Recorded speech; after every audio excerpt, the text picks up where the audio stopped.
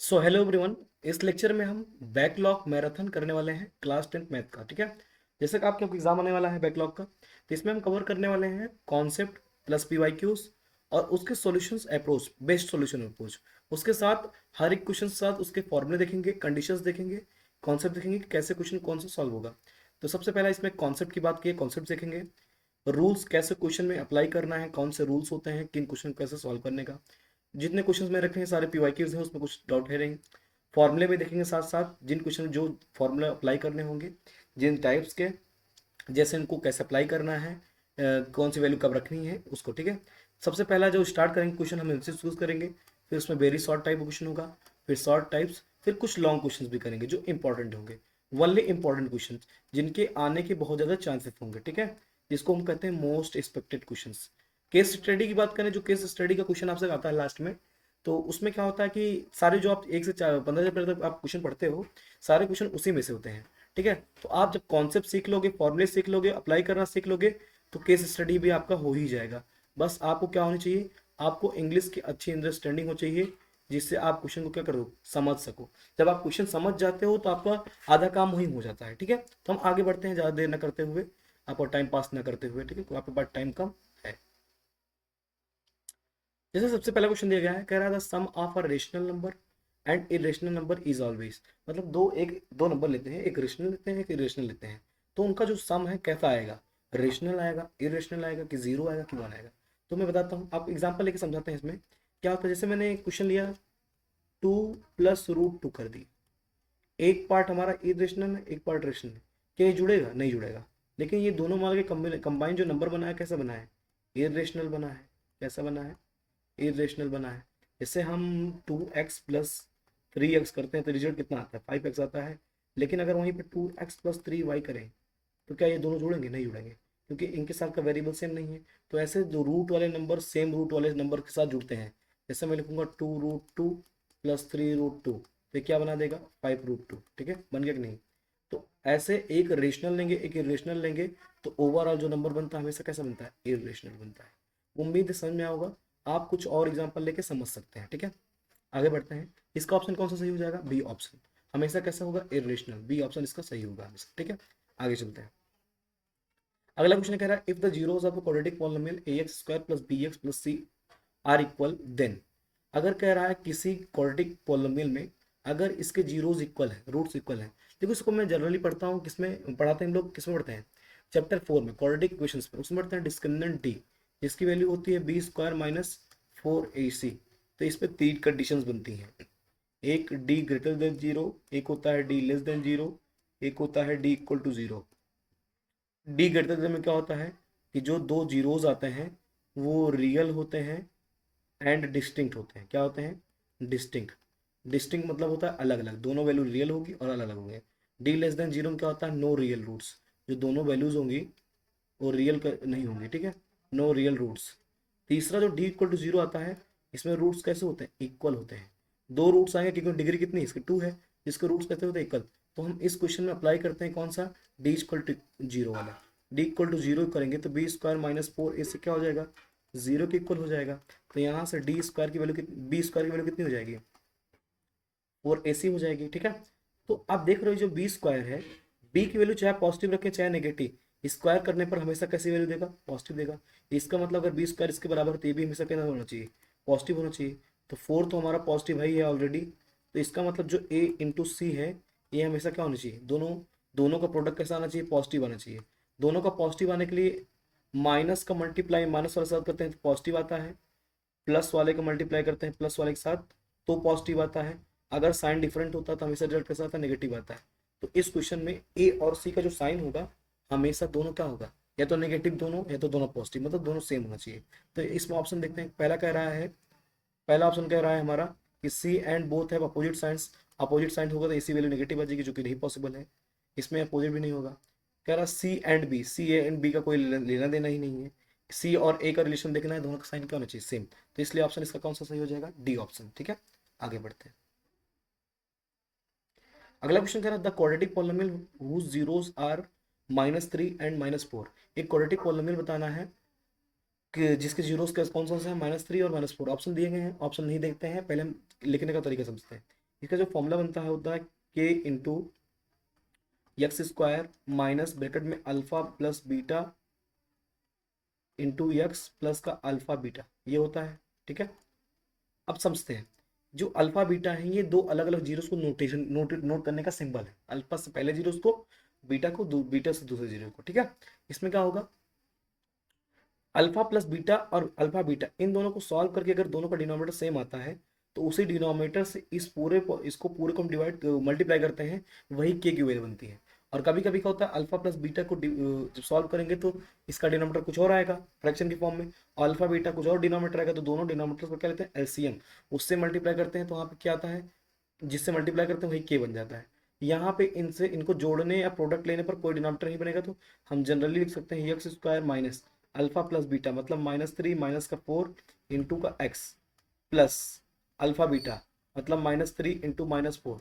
जब इसको सॉल्व करके पॉलिनोमियल का बनेगा एक्स स्क्वायर, इसका -7 आएगा, माइनस माइनस प्लस हो जाएगा, प्लस का 7x हो जाएगा, और -3 इंटू -4 करोगे कितना आ जाएगा, प्लस का 12 आ जाएगा। तो X square plus 7x plus 12, यही हमारा रिक्वायर्ड पॉलिनोमियल हो जाएगा, जो कि कौन सा ऑप्शन है, ऑप्शन बी इज करेक्ट। ठीक है, आगे बढ़ते हैं। कह रहा the pair of equations x equal to -m और y equal to n graphically represent lines which are. इन दोनों जो इक्वेशन दी गई है x equal to -m y equal to n, ये कैसी लाइन को रिप्रेजेंट करते हैं। जब कभी भी आपको क्वेश्चन दिया जाए जिसमें x equal to something constant रहे, y equal to something constant रहे, तो उस केस में जो लाइंस बनती हैं हमेशा इंटरसेक्टिंग बनती है। कैसे बनती हैं, जैसे मान लो कोई x इक्वल टू a के फॉर्म में दिया गया है, y इक्वल टू b के फॉर्म में, तो इस समय जब इक्वेशन बनेंगी दोनों कैसे बनेंगी, इंटरसेक्टिंग लाइंस बनाएंगी इस इक्वेशन से। और किस पॉइंट पे इंटरसेक्ट करेंगी, जो x की वैल्यू रहेगी, जैसे a x की वैल्यू है, y b, तो ये कमा b पे, तो ऐसे ही जो ये लाइंस होंगी इंटरसेक्टिंग होंगी, और कहाँ पे कट करेंगी, -m, n पे। ठीक है, ये इसका आंसर है। ठीक, आगे बढ़ते हैं। कह रहा for what value of k do the equations 2x minus y plus 3 equal to 0 and 3x minus k y plus 9 equal to 0 represent coincident lines. देखो उसमें क्या बनता है, इसमें तीन पैरेलल लाइंस का केस बनता है, तीन केस बनते हैं। इंटरसेक्टिंग लाइंस का केस बनता है, ठीक है, एक बनता है कोइंसिडेंट लाइंस का। कोइंसिडेंट लाइंस में इनफाइनेटली मेनी सॉल्यूशन आते हैं। ठीक है, मेनी सॉल्यूशन आता है। इन इंटरसेक्टिंग में यूनिक सॉल्यूशन आता है, यूनिक सॉल्यूशन आता है, और पैरेलल में नो सॉल्यूशन आता है। तो इसको चेक करने के लिए क्या करते हैं हम, कॉफिशिएंट ऑफ एक्स का रेशियो लेते हैं a1/a2, कॉफिशिएंट ऑफ y का b1/b2, कांस्टेंट हम c1/c2 लेते हैं।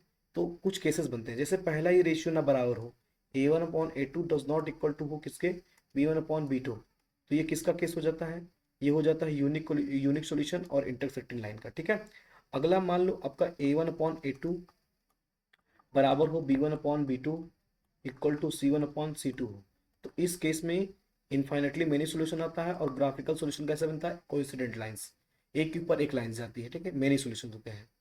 और पैरेलल का केस कौन सा होता है, a1/a2 जो हो बराबर हो b1/b2 के, does not equal to c1/c2 हो, तो ये कौन सा केस होता है, ये होता है नो सॉल्यूशन का। उम्मीद है समझ में आएगा। ठीक है, तो इसमें अब हमको निकालना है किसके लिए, के की वैल्यू बतानी है कोइंसिडेंट लाइंस के लिए। कोइंसिडेंट मतलब इनफाइनेटली मेनी सॉल्यूशन, तो क्या करेंगे, इक्वल करेंगे, 2/6 इक्वल होना चाहिए -1/-के इक्वल होना चाहिए किसके, 3/9 के। तो यहाँ से माइनस से माइनस कैंसिल, किसी एक रेशियो को इक्वल करेंगे आपका आंसर आ जाएगा। पहला इक्वल करेंगे तो इन दोनों रेशियोज को आपस में इक्वल करेंगे, क्रॉस मल्टीप्लाई करेंगे, 2k इक्वल टू कितना आ जाएगा, 6 आ जाएगा, तो k इक्वल टू कितना आ जाएगा, 6/2, जो कि कितना आ जाएगा, 3 आ जाएगा। तो k की वैल्यू यहाँ से कौन सी आ गई, 3, तो ऑप्शन सी इज करेक्ट। ठीक है, आगे बढ़ते हैं। अगला क्वेश्चन दिया गया है, if the discriminant of a quadratic equation is 0, मतलब डिस्क्रिमिनेंट मतलब कैपिटल डी, इसकी वैल्यू आपको 0 दी गई है, देन रूट्स आर, इसके रूट्स कैसे हैं। तो मैंने अभी बताया था पिछले क्वेश्चन में कि डिस्क्रिमिनेंट जब 0 के बराबर होता है, जो रूट्स होते हैं वो रियल एंड इक्वल होते हैं। कैसे होते हैं, रियल एंड इक्वल। तो कौन सा ऑप्शन सही है इसका, तो ये हो जाएगा ऑप्शन सी इज करेक्ट। इसमें तो कुछ समझाना है नहीं। और जहाँ पे डी की वैल्यू क्या होती है, डिस्क्रिमिनेंट की वैल्यू होती है b² - 4ac। ठीक है, आगे बढ़ते हैं। अगला क्वेश्चन दिया गया है 1 root of x² minus 7x plus 10 equal to 0 is 5। इसका एक रूट 5 है, तो अदर रूट, इसका अदर रूट बताना है। देखो उसको करना चाहो तो आप कर सकते हो, किससे पता है, आप डिवीजन मेथड से। मतलब अगर 5 पे ये रूट है तो x माइनस 5 इसका एक फैक्टर हो जाएगा। इससे आप इस पॉलिनोमियल को डिवाइड करो, कोसेंट को, जो कोसेंट आएगा लीनियर, उसको जीरो के बराबर दिखाओगे तो आपका आंसर आ जाएगा। या तो आप इसको डायरेक्ट पूरा जीरो निकाल लो फैक्टराइजेशन से। मैं फैक्टराइजेशन आपको आता है क्वाड्रेटिक का, तो मैं वहां से जीरो निकाल देता हूँ दोनों के दोनों। तो x² माइनस 7x लिखा है, प्लस 10 लिखा है। अब आप इस 10 को दो ऐसे फैक्टर में ब्रेक करो जिसको जोड़ घटा के किसके बराबर है, -7x के। तो हम जानते हैं 5 टू 10 होता है, 5 टू 7 भी होता है, तो दोनों नेगेटिव ले लेंगे। तो x² माइनस का 5x माइनस का 2x प्लस का 10 इज इक्वल टू 0 हो जाएगा। पहले में से एक कॉमन है, x कॉमन लेंगे, x माइनस 5 आ जाएगा। यहाँ पे माइनस का 2 कॉमन, x माइनस 5 आ जाएगा इक्वल टू 0। तो एक ब्रैकेट में x माइनस 2 आ जाएगा, दूसरे ब्रैकेट में ही x माइनस 5 आ जाएगा इक्वल टू 0 करोगे। एक बार x माइनस 5 को 0 दिखाओगे तो 5 आ जाएगा, और दूसरा यहाँ से जब 0 दिखाओगे तो x की वैल्यू कितनी है, 2। तो एक 0 5 तो दिया ही गया है, दूसरा 0 कौन सा हो जाएगा, ऑप्शन ए। कौन सा हो जाएगा, ऑप्शन ए 2। ठीक है, उम्मीद है समझ में होगा। आगे बढ़ते हैं। कह रहा the sum of the first 10 terms of an AP is. इस एपी का पहले 10 टर्म का सम बताना है। तो हम जानते हैं एस एन इक्वल टू, इसमें फॉर्मूले दो होते हैं, दोनों फॉर्मूला बता देता हूँ। पहला होता है n/2 ब्रैकेट में 2a प्लस n-1 डी। दूसरा फॉर्मूला जो होता है S N equal to n/2 bracket में a प्लस n। जब लास्ट टर्म और पहला टर्म दिया हो और किसी कुछ नंबर ऑफ टर्म्स का सम निकालने के बोले तो आप दूसरा फॉर्मूला लगाएंगे। और आपको डी पता हो, ए पता हो, किस और नंबर ऑफ टर्म पता हो, तो सम निकालने के लिए पहला फॉर्मूला लगाएंगे। तो यहाँ हमें पहला फॉर्मूला लगाना पड़ेगा। तो कितना निकालना है, S10 निकालना है इक्वल टू 10/2 ब्रैकेट में 2a, 2 इंटू पहला टर्म कितना है 2 है, प्लस n-1। n की वैल्यू 10 है, 10 में से 1 सब्ट्रैक्ट करेंगे 9 आ जाएगा। डी की वैल्यू कितनी है, दूसरे टर्म में से पहले टर्म को जब घटाओगे कितना आ जाएगा, 2 आ जाएगा। तो डी कितना है, 2 है। ठीक है, यहाँ से जब सॉल्व करोगे 2 5 जो 10 हो जाएगा, तो यहाँ से 5 आ जाएगा ब्रैकेट में कितना, 2 2 4, 9 2 18। तो यहाँ से 18 4 22, 22 पंचे 210, 18 4 22 मतलब 22 आ जाए। 22 का 5 से मल्टीप्लाई करेंगे तो 110 आ जाएगा। इसका ऑप्शन कौन सा सही है, ऑप्शन सी इज करेक्ट। तो पहले 10 टर्म का सम कितना आएगा, 110 आएगा। ठीक है, आगे बढ़ते हैं। अगला क्वेश्चन कहा गया in a triangle if a triangle is similar to another triangle. एक ट्राइंगल सिमिलर है दूसरे ट्राइंगल के, then there corresponding angles are. इसका ऑप्शन होगा इक्वल। दो ट्राइंगल जब सिमिलर होते हैं तो उनके साइड्स हमेशा प्रोपोर्शन में होती हैं। मान लो triangle A B C similar है ट्राइंगल किसके, पी क्यू आर के। तो यहाँ से ए बी अपॉन जो पी क्यू होगा बराबर होगा किसके, B C upon Q R के, बराबर किसके, A C upon P R के। ठीक है, ये होता है साइड्स प्रोपोर्शन होती हैं। और जो एंगल करस्पॉन्डिंग, ए के करस्पॉन्डिंग पी होगा, बी के करस्पॉन्डिंग क्यू होगा, सी के करस्पॉन्डिंग आर होगा। तो एंगल ए जो होगा इक्वल होगा एंगल पी के, एंगल बी जो होगा एंगल क्यू के इक्वल होगा, एंगल सी जो होगा एंगल आर के इक्वल होगा। ठीक है, तो करस्पॉन्डिंग एंगल क्या होते हैं, इक्वल होते हैं। तो ऑप्शन इसका कौन सा सही हो जाएगा, बी सही हो जाएगा। जब सिमिलरिटी ऑफ ट्राइंगल में, जब सिमिलर ट्राइंगल बात करेंगे तो आप दो चीजें आप यूनिवर्सली ट्रू मान के चलेंगे, साइड का रेशियो इक्वल रहेगा और तीनों करस्पॉन्डिंग एंगल क्या रहेंगे, इक्वल। आगे बढ़ते हैं। अगला क्वेश्चन है the distance between the points 3,4 and 6,8। इन दो पॉइंट से बीच का डिस्टेंस बताना है। तो ये एक चैप्टर कोऑर्डिनेट ज्योमेट्री से है। तो इसमें डिस्टेंस फॉर्मूला जो होता है, तो इसमें क्या होता है, कोई डिस्टेंस मान लो डी निकालनी है तो होता है x1 माइनस x2 का होल स्क्वायर प्लस का y2 माइनस y1 का होल स्क्वायर। ये 1 2 आगे पीछे कर सकते हो, ये भी 1 2 आप आगे पीछे कर सकते हो। इससे क्या होता है, अगर इस बीच में अगर आगे पीछे कर लो तो एक बार पॉजिटिव हो सकता है आ जाए। अगर x1 माइनस x2 करोगे तो मान लो पॉजिटिव रिजल्ट दे, x2 माइनस x1 क्या दे, नेगेटिव रिजल्ट दे। लेकिन ओवरऑल इसका स्क्वायर हो रहा है तो रिजल्ट हमेशा कैसा आएगा, पॉजिटिव आएगा। तो इसलिए इससे फर्क नहीं पड़ता है किसको आप पहले किसको बाद में लिखते हैं। तो यहाँ से आप क्या करेंगे, जब 3 माइनस 6 करेंगे, 3 माइनस 6, ठीक है, इसका होल स्क्वायर प्लस 4 माइनस 8 का होल स्क्वायर करेंगे तो यहाँ से कितना आ जाएगा, अंडर रूट में 3 माइनस 6 माइनस 3 का स्क्वायर प्लस माइनस 4 का स्क्वायर। तो अंडर रूट में ये -3 का स्क्वायर कितना आ जाएगा, 9 आ जाएगा, प्लस 4 का स्क्वायर 16 आ जाएगा। जब सॉल्व करोगे तो अंडर रूट कितना आ जाएगा, 25 आ जाएगा। तो यहाँ से रूट लोगे कितना आ जाएगा, 5। तो मतलब दोनों पॉइंट्स के बीच की डिस्टेंस कितनी है, 5 यूनिट है। कितना है? 5 यूनिट। कौन सा ऑप्शन सही हो जाएगा? Option A is correct. ठीक है, उम्मीद है समझ में आया होगा। डिस्टेंस फॉर्मूला है x1 माइनस एक्स टू का होल स्क्वायर अंडर रूट के अंदर रहता है प्लस y2 माइनस y1 का होल स्क्वायर, यही फॉर्मूला है इसका। ठीक है, आगे बढ़ते हैं। अगला क्वेश्चन दिएगा sine A equal to 3/5 then cos A. देखो, कभी भी किसी ट्रिग्नोमेट्रिक फंक्शन के बराबर कोई फ्रैक्शन दिया जाता है तो हम सीधे एक ट्रायंगल बनाते हैं। क्या बनाते हैं? Triangle, right angle triangle. इसको मान लिया ए, इसको मान लिया बी, इसको मान लिया सी। जो साइन होता है, साइन थीटा लिखते हैं, ये परपेंडिकुलर अपॉन हाइपोटेनस होता है। रेशियो ली गए एग्जैक्टली, देखो ये परपेंडिकुलर मैंने 3 लिख रहा हूँ, हाइपोटेनस कितना लिख रहा हूँ 5, ये एग्जैक्टली 3/5 नहीं रहे होंगे, ये 3 इंटू समथिंग रहा होगा, 5 इंटू समथिंग रहा होगा, रेशियो लेने पर 3/5 आ गया। ठीक है, लेकिन हम डायरेक्टली सोल्यूशन कर सकते हैं क्योंकि आंसर भी रेशियो में है। तो जब इसमें पाइथागोरस अप्लाई करोगे तो ये 5 का स्क्वायर आएगा, ये 3 का स्क्वायर, 5 का स्क्वायर माइनस 3 का स्क्वायर कितना आ जाएगा? 16 आ जाएगा। 25 माइनस 9 करो 16 आ जाएगा। तो ये वैल्यू कितनी आ जाएगी? 4 आ जाएगी। बाई पाइथागोरस, किससे?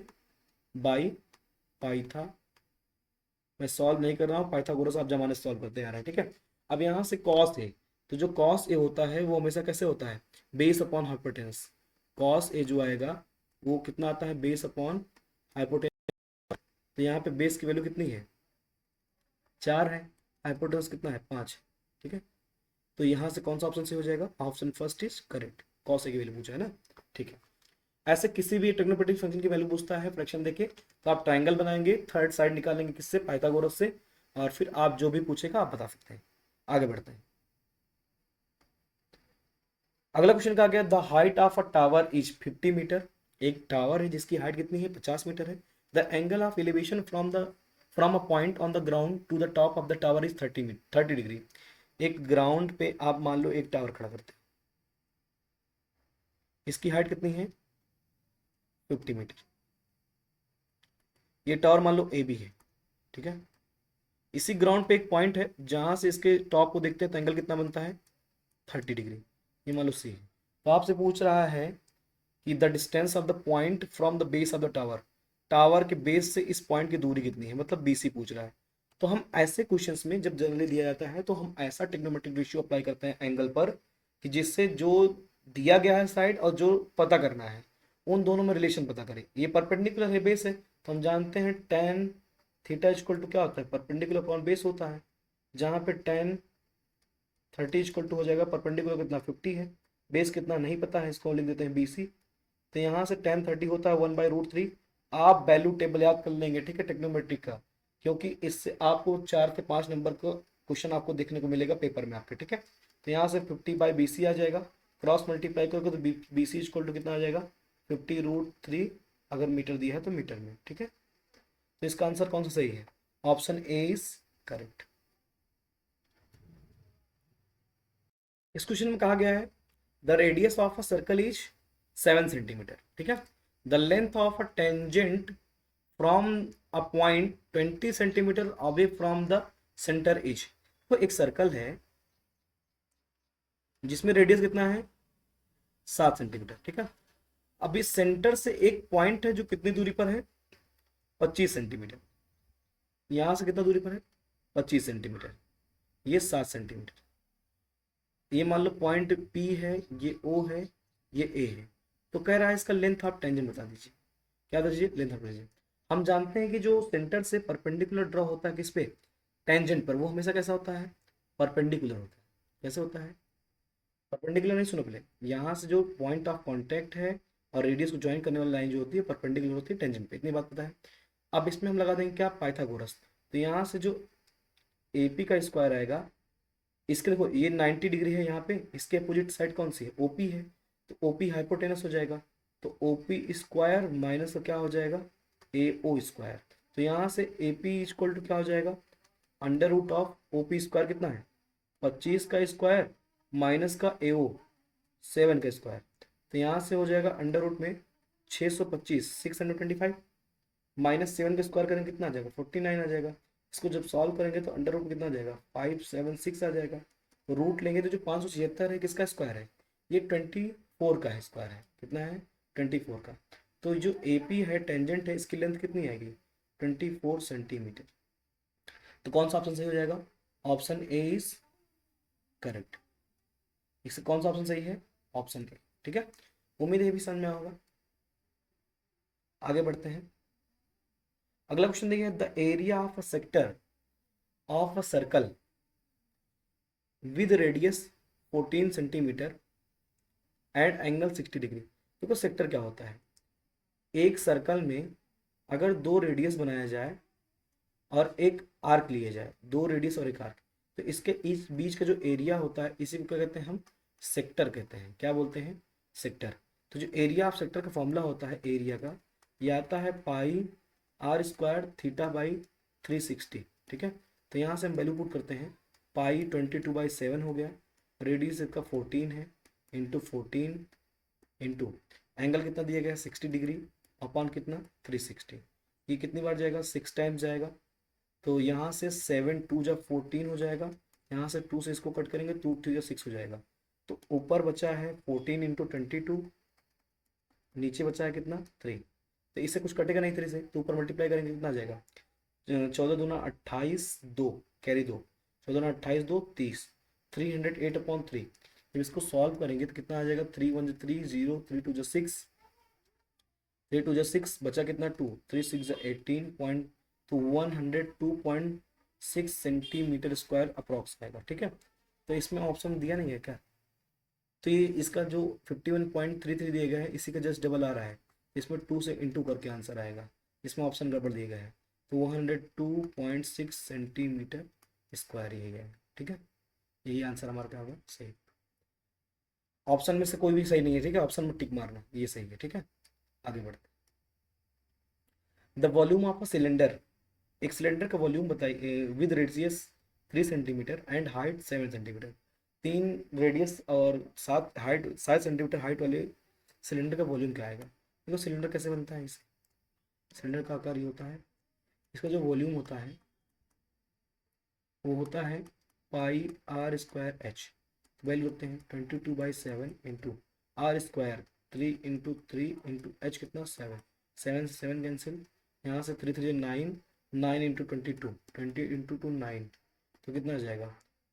ये 9 है सॉरी, 9 टू जा 18, 9 टू जा 18 198 सेंटीमीटर क्यूब। इसकी यूनिट कैसी होती है? क्यूबिक होती है वॉल्यूम की। तो कौन सा ऑप्शन सही हो जाएगा? Option first is correct. ठीक है, तो वॉल्यूम का फॉर्मूला आप याद कर लेंगे, वॉल्यूम ऑफ सिलेंडर जो होता है पाई आर स्क्वायर एच होता है। ठीक है, आगे बढ़ते हैं। कह रहा if a cone and a cylinder have the same base and height then the ratio of their volumes. देखो वॉल्यूम दियर वॉल्यूम्स बोला है तो पहले कोन का आप ऊपर लिखेंगे रेशियो में, वॉल्यूम और सिलेंडर का नीचे लिखेंगे। ठीक है, तो जानते हैं कि पहले समझो, पहले इसका कैसे सिनारियो है। ये सिलेंडर है, इसमें हाइट कोन की और बेस दोनों का क्या है? सेम है। तो इसमें हम वॉल्यूम, जब volume of cone upon volume of क्या करेंगे? सिलेंडर, तो कितना आएगा? ये वॉल्यूम ऑफ कोन का फॉर्मूला होता है 1/3 पाई आर स्क्वायर एच होता है, नीचे क्या हो जाएगा? Pi are square h, pi square से पाई स्क्वायर कैंसिल, तो 1/3 अपॉन 1 करोगे तो 1/3 आ जाएगा, जो कि आंसर कितना आएगा? 1:3। तो इसका ऑप्शन कौन सा सही हो जाएगा? Option B is correct. ठीक है, तो वॉल्यूम ऑफ कोन का रेशियो लेना है वॉल्यूम ऑफ सिलेंडर के साथ, जो कि कितना आएगा? 1:3। ठीक है, आगे बढ़ते हैं। कह रहा the mode of the data, ये जो डेटा किया है इसका मोड क्या होगा? देखो ये जो डेटा है ये अनग्रुप डेटा है। कैसा है? अनग्रुप्ड, मतलब ग्रुपिंग नहीं हुई इसकी। तो अनग्रुप डेटा में जो मोड होता है, जो वैल्यू सबसे ज़्यादा बार आती है, क्या आती है? सबसे ज़्यादा बार, सबसे ज़्यादा बार, तो उसको क्या बोलते हैं हम? मोड बोलते हैं। तो इसमें सबसे ज़्यादा बार कौन आया? 3 आया है, 3 2 बार आया है, 6 एक ही बार आया है, 7 2 बार आया है, तो 5 3 बार आया है। तो इसका मोड कितना हो जाएगा? 5 हो जाएगा। उस तरह ग्रुप डेटा का जो मोड का फॉर्मूला होता है, मोड इक्वल टू होता है एल प्लस ब्रैकेट में F1 minus F not upon 2 F1 minus F not minus F2 into H. ठीक है, ये होता है किसका फॉर्मूला? मोड का, इसका ग्रुप डेटा का। ठीक है, आगे बढ़ते हैं। अगला क्वेश्चन दिया गया आपको, कर the pair of equations x minus three X minus Y equal to three, 3x minus three Y equal to 9 represents, किस तरह की लाइंस को रिप्रेजेंट करता है। ऐसा कॉन्सेप्ट मैं पढ़ा चुका हूँ अभी स्टार्टिंग में ही। तो हम यहाँ पहले रेशियो चेक करेंगे। एक्स कोफिशिएंट यहाँ पे 1 है, दूसरे में 3 है, और -1 है, -3 है, फिर है 3 है, 9 है। तो देखेंगे इसको माइनस माइनस कट कर देंगे, 3 3 3 9, वो तीनों रेशियो क्या है, सेम आ रहा है, 1/3 इक्वल टू 1/3 इक्वल टू 1/3। कौन सा केस बना, ये इन्फाइनेटली मेनी सोल्यूशन केस बन गया।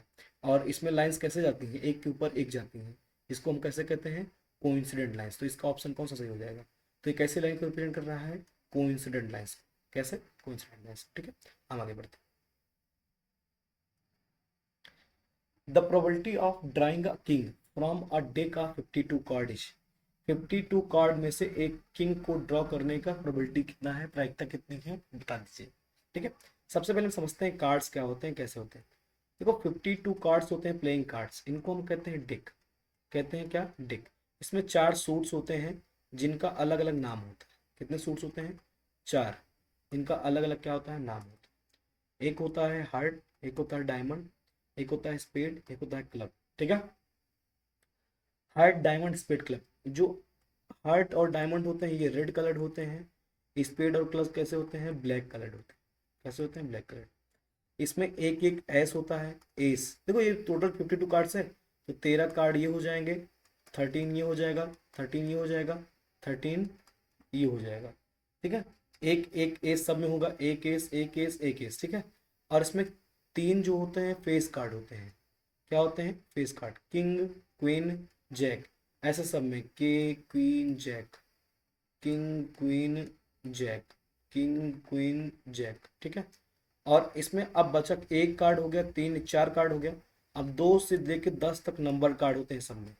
कितने, 2 से 10 तक नंबर कार्ड होते हैं सब में। ठीक, अब इन्हीं में से क्वेश्चन बनता है। जो इसमें से क्वेश्चन पूछा गया, करा किंग आने की प्रोबेबिलिटी कितनी है। अब वो किंग कितने हैं, चारों सूट्स मिला के, एक किंग, 2 किंग, 3 किंग, 4 किंग। तो जो प्रोबेबिलिटी ऑफ इवेंट बनती है वो फेवरेबल अपॉन टोटल होती है। क्या होती है, टोटल। तो फेवरेबल है 4 किंग, और टोटल कार्ड कितने हैं, 52 है। जब कट करो 4 कम 4, तो यहाँ पे 13 आ जाएगा। तो जो प्रोबेबिलिटी आई कितनी आई, वो किंग ड्रॉ करने की 1/13। कौन सा ऑप्शन सही है, इसका ऑप्शन की बी क्या है, सही। ठीक है, अगर किसी क्वेश्चन में आपको कोई मिस्टेक लगता है, गड़बड़ लगती है, किसी टाइप वाले क्वेश्चन को आपको प्रॉब्लम होती है, तो आप कमेंट पर लिख सकते हैं, मैं उस पर वीडियो अपलोड कर दूंगा। ठीक है, आगे कर, if two triangles are similar then their sides are. इसको मैंने अभी कुछ देर पहले बताया था, दो ट्राइंगल जब सिमिलर होते हैं तो उनके साइड्स आपस में रेशियोज क्या होते हैं, इक्वल होते हैं। जब रेशियो इक्वल होता है, रेशियोज जब इक्वल होते हैं, तो उन्हीं को दूसरी भाषा में हम कहते हैं प्रपोर्शन, प्रोपोर्शनल। क्या बोलते हैं, प्रपोर्शनल। तो इसमें ऑप्शन प्रोपोर्शनल दिख रहा है, और कौन सा ऑप्शन, बी ऑप्शन। तो उनकी साइड्स कैसे होती हैं, आपस में प्रोपोर्शनल होती हैं। ठीक है, उम्मीद है समझ में होगा। आगे बढ़ते, ये क्वेश्चन हमने रखा है असर्शन एंड रीजन का। ठीक है, इसमें इस टाइप के क्वेश्चन आपके 2 क्वेश्चन पूछे जाते हैं पेपर में, और जब ऑब्जेक्टिव क्वेश्चन सॉल्व कर रहे होते हैं तो 19 नंबर क्वेश्चन और 20 नंबर क्वेश्चन, 2 क्वेश्चन आपके असर्शन रीजन रखे जाते हैं। इसमें आपको कॉन्सेप्ट की क्लियरिटी होनी चाहिए। ठीक है, कि कौन सा ऑप्शन सही होगा। ठीक है, जैसे कह रहा है पहला, if two odd prime numbers X and Y, 2 odd prime numbers हैं। प्राइम नंबर्स ऑड ही होते हैं जनरली, 2 को छोड़कर। ठीक है, तो कह रहा है X not equal to Y, तो एलसीएम आप 2x एंड 4y। आपको देखो एलसीएम निकालना है 2x और 4y का। तो आप जैसे नंबर्स होते हैं तैसे लिखते हो, तो इसको जब आप सॉल्व करोगे 2 से कट करोगे 2x टाइम जाएगा, 2y टाइम जाएगा।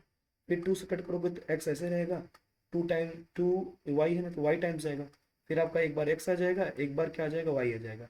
इसका जो एलसीएम बना है 2 × 2 × x × y, जो कि कितना हो गया, 4xy, जो कि पहले में दिया गया है। इसका मतलब असर्शन आपका क्या है, सही है। ठीक है, असर्शन आपका सही हो गया।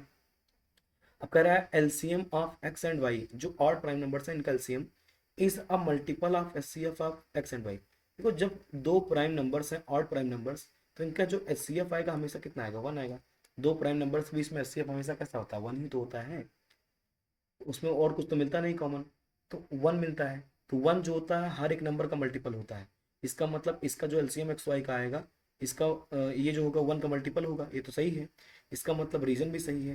लेकिन क्या जो रीजन है असर्शन का एक्सप्लेनेशन करेक्ट एक्सप्लेनेशन है? नहीं है। ठीक है, दोनों सही है लेकिन एक्सप्लेनेशन नहीं है। तो कौन सा ऑप्शन सही हो जाएगा इसका? बी ऑप्शन सही हो जाएगा। Both A and true but R is not correct explanation of A. ठीक है, आगे बढ़ते हैं। इस क्वेश्चन में कह रहा है check with 6 to the power n can end with zero for any natural number n। कह रहा है 6 की पावर जो n लिखा है, n में अगर कोई नेचुरल नंबर पुट करते हैं, क्या इसका इंड जीरो से होगा? इंड जीरो मतलब है इसका यूनिट प्लेस क्या आना चाहिए? जीरो। Unit place zero. देखो किसी नंबर का यूनिट, कोई नंबर आपको दिया जाए एक्स वाई जेड कुछ भी हो, उसका यूनिट प्लेस जीरो तब आता है जब वो किससे मल्टीप्लाई किया गया हो? 10 से। किसी जैसे 10 20 है, 30 है, 40 है, 50 है, ये सारे किसके मल्टीपल होते हैं? मल्टीपल ऑफ क्या होते हैं? Multiple of 10। मतलब मल्टीपल ऑफ किसका? 10। ठीक है, अगर जो भी नंबर दिया है 6 पावर n, इस 6 से आप करेंगे प्राइम फैक्टराइजेशन, इसका प्राइम फैक्टराइजेशन कितना आ रहा है? 2 और 3।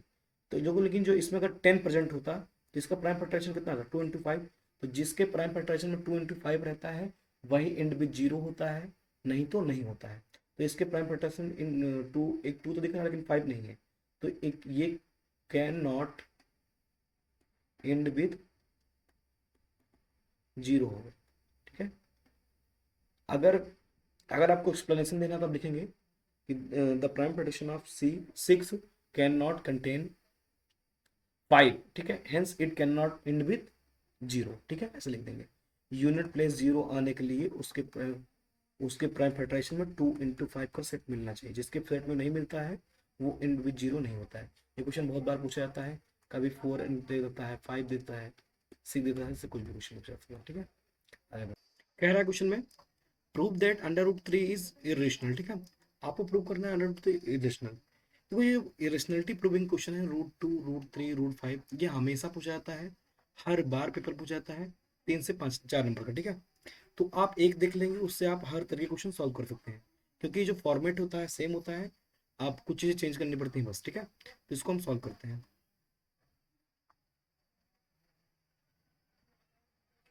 रेड सही कर लेते हैं। ठीक है, चलो जैसे हम कहते हैं इसको पहले से लेट करते हैं। Let root 3 is rational. हमने मान लिया जो रूट 3 है एक कैसा है? रेशनल नंबर है। तो जो रेशनल नंबर होता है उसको किसके बराबर लिखते हैं? तो रूट 3 जो हो जाएगा ए बाई बी के बराबर हो जाएगा।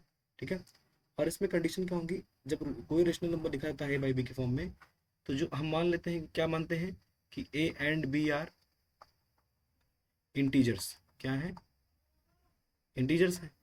और एक नई कंडीशन बी जो डज नॉट इक्वल टू जो होता है zero. A and B are coprimes मान लेते हैं। को प्राइम्स का मतलब होता है कि दो ऐसे नंबर्स जिसमें क्या हो, कॉमन केवल एचसीएफ जो मिले केवल 1 मिले। ठीक है, इसके अलावा कुछ ना मिले। हम क्वेश्चन में सॉल्व कर देखेंगे कि ए और बी का जो एचसीएफ होगा 1 के अलावा मिल जाएगा। ठीक है, इससे कॉन्ट्रडिक्शन अराइज हो जाएगा और हमने जो माना है वो गलत हो जाएगा, इसलिए क्या हो जाएगा? रूट 3 इरेशनल हो जाएगा। क्रॉस मल्टीप्लाई करेंगे कितना हो जाएगा? ये root 3b is equal to a. करेंगे स्क्वायरिंग बोथ साइड। क्या करेंगे? Squaring both side. जब स्क्वायरिंग बोथ साइड करेंगे तो ये कितना आ जाएगा? 3b square equal to a square. इसको एक क्वेश्चन स्टार मान लीजिए। यहाँ देखेंगे ये जो 3 है अगर ए स्क्वायर नीचे लेके जाएगा तो 3 जो है डिवाइड करेगा ए स्क्वायर को, तो जो 3 डिवाइड करेगा ए को ऑल्सो, ए ऑल्सो। इसको इक्वेशन फर्स्ट मान लो। ये बाई थ्योरम होता है कि अगर कोई पी प्राइम नंबर है ए स्क्वायर को डिवाइड कर रहा है तो ए को भी डिवाइड करेगा। ठीक है, इसको लिख सकते हैं बाई थ्योरम। मान लेते हैं let let A equal to 3c any positive integer. Integer ठीक है, तो इसको ले जाके स्टार में रखेंगे तो 3b स्क्वायर इक्वल टू कितना हो जाएगा? 3c का स्क्वायर। ये हो जाएगा 3b square equal to 9c square. यहाँ से जब काटेंगे 3 3 9 हो जाएगा। यहाँ से b स्क्वायर इक्वल टू कितना हो जाएगा? 3c square. अब यहाँ से देखेंगे 3 जो है b स्क्वायर साइड जाएगा, नीचे डाउन देगा, तो 3 डिवाइड करेगा b स्क्वायर को, तो ऑल्सो 3 डिवाइड्स बी ऑल्सो, यहाँ से इक्वेशन सेकंड हो गई। अगर आप फर्स्ट सेकंड को देख पा रहे हो, थ्री जो डिवाइड कर रहा है बी को भी डिवाइड कर रहा है, थ्री ए को भी डिवाइड कर रहा है, तो मतलब जो थ्री है ए और बी दोनों का क्या हो गया, फैक्टर हो गया। तो यहाँ देखेंगे from first and second, from first and second A and B has three as a common factor, common factor, ठीक है। Hence A and B are not coprimes, क्या नहीं है, को प्राइम्स। अब ये जो कॉन्ट्राडिक्शन अराइज हुआ है, हमने को प्राइम माना था लेकिन को प्राइम नहीं है, इसमें लिखेंगे this contradiction, contradiction diction has arisen due to our wrong supposition. Wrong supposition मतलब हमने जो माना है वो क्या माना है, गलत माना है, ठीक है। क्या गलत माना है, जो रूट थ्री है वो रेशनल है, hence root three is irrational. जब इतना करने के बाद आपको बहुत खुशी मिलेगी, तो आप बड़े अक्षरों में लिख दीजिएगा हैश टैग बना के, हेंस, हेंस प्रूव्ड, ठीक है। ऐसे दो ऐसे वाले, तो इस पे आपको 3 नंबर मिल जाएंगे, ठीक है। ये आप एकदम रट लीजिए, root three, root two, root five सबको प्रूव करना। आगे बढ़ते हैं। अगला क्वेश्चन कह रहा है compute the zeros of the polynomial 4x² minus 4x minus 8। इस पॉलिनोमियल का आपको जीरोस निकालना है। कह रहा also establish the relationship between the zeros and coefficient. ध्यान समझिए, दो रिलेशन बनेंगे। पहला होता है अगर अल्फा और बीटा जीरोस इसके डिनोट करते हैं, तो अल्फा प्लस जो बीटा की वैल्यू आती है माइनस बी बाई ए आती है। अल्फा बीटा जो आता है दूसरा रिलेशनशिप, वो आता है सी बाई ए, ठीक है। तो सबसे पहले जब जीरोस निकालेंगे तो सीधा जीरो के बराबर दिखा देंगे, 4x² माइनस 4x माइनस का 8 इक्वल टू जीरो। इसमें पूरे में से एक कॉमन है 4, यहाँ से एक्स स्क्वायर माइनस का एक्स आ जाएगा, माइनस का 2 इक्वल टू जीरो। ये जो 4 है 0/4 करेंगे तो जीरो हो जाएगा, तो X square minus X minus 2 equal to zero हो जाएगा। अब इसको जब फैक्टराइज करेंगे तो एक्स, अब इस 2 को दो पार्ट में ऐसे ब्रेक करना है कि माइनस का एक्स मिले बीच में, ठीक है। तो यहाँ से हम जानते हैं कि माइनस का 2x ले लेते हैं, प्लस का x ले लेते हैं। उनको जब सॉल्व करेंगे तो माइनस का x आएगा, गुणा करने पर -2 आ जाएगा, ठीक है। कितना आ जाएगा, -2 इक्वल टू जीरो। इसमें क्या कॉमन है, पहले में x common x minus two, यहाँ पे प्लस का 1 common x minus two, X minus two, ठीक है, इक्वल टू जीरो। एक ब्रैकेट में x माइनस टू, दूसरे ब्रैकेट में x plus one equal to zero. यहाँ से x की जो पहली वैल्यू आ जाएगी 2 आ जाएगी, दूसरी वैल्यू क्या आ जाएगी, -1 आ जाएगी, ठीक है। तो इसमें जब पहला पहला वेरीफाई करेंगे, 2 minus one equal to minus B की जगह पे -4 है, कॉफिशिएंट ऑफ x, ठीक है। नीचे a जो है कॉफिशिएंट ऑफ x स्क्वायर है 4, यहाँ से माइनस माइनस पॉजिटिव आ जाएगा, 4/4 कितना हो जाएगा, 1 आ जाएगा। 2 में से 1 सब्ट्रैक्ट करेंगे 1 आ जाएगा। इसमें लिख देंगे LHS इक्वल टू RHS। पहला रिलेशनशिप वेरीफाई हो गया, स्टेब्लिश हो गया। दूसरा अल्फा इंटू बीटा, 2 × -1 जो होना चाहिए। तो अल्फा बीटा जो है अननोन जीरोस को नोट करने का तरीका है, लेकिन अब अल्फा की वैल्यू 2 आ चुकी है, बीटा की वैल्यू -1 आ चुकी है। तो यहाँ C/A, सी की जगह पे -8 है, ए की जगह पे 4 है। जब सॉल्व करेंगे 2 टाइम्स जाएगा, तो RHS में -2, LHS में -2। इसमें भी क्या हो गया, LHS बराबर किससे हो गया, RHS का, ठीक है, शॉर्ट में लिखा है। तो ये भी होगा क्वेश्चन। आगे बढ़ते हैं। अगला क्वेश्चन कर रहा है for what value of k is the polynomial f of x 3x की power 4 minus 9x cube plus x square plus 15x plus k completely divisible by 3x square minus 5। देखो किसी क्वेश्चन में अगर कोई चीज किसी से परफेक्टली डिविजिबल है, क्या है, परफेक्टली डिविजिबल है, तो उससे डिवाइड करने पर रिमाइंडर जीरो आता है। इस पे हम क्या करेंगे, इससे डिवीजन परफॉर्म करेंगे, जो रिमाइंडर आएगा जीरो के इक्वल दिखा देंगे, तो k की वैल्यू आ जाएगी, ठीक है। तो सबसे पहले 3x स्क्वायर माइनस 5 से डिवाइड करना है आपको, 3x की पावर 4 माइनस का 9x क्यूब प्लस का एक्स स्क्वायर और प्लस का 15x प्लस का k।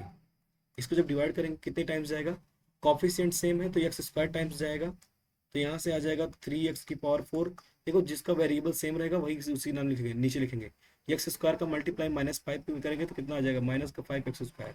यहाँ पे साइन चेंज करेंगे तो यहाँ से ये 3x की पावर 4 वाला कट जाएगा, यहाँ से माइनस का 9x क्यूब नीचे आ जाएगा, ये प्लस का एक्स स्क्वायर प्लस का 5x स्क्वायर प्लस का 6x स्क्वायर हो जाएगा, प्लस का 15x नीचे आ जाएगा, प्लस के। अब कितनी टाइम्स जाएगा, -9 है तो यहाँ जाएगा -3 टाइम्स, ये तो कॉफिशिएंट हो गया, यक्स टाइम्स जाएगा।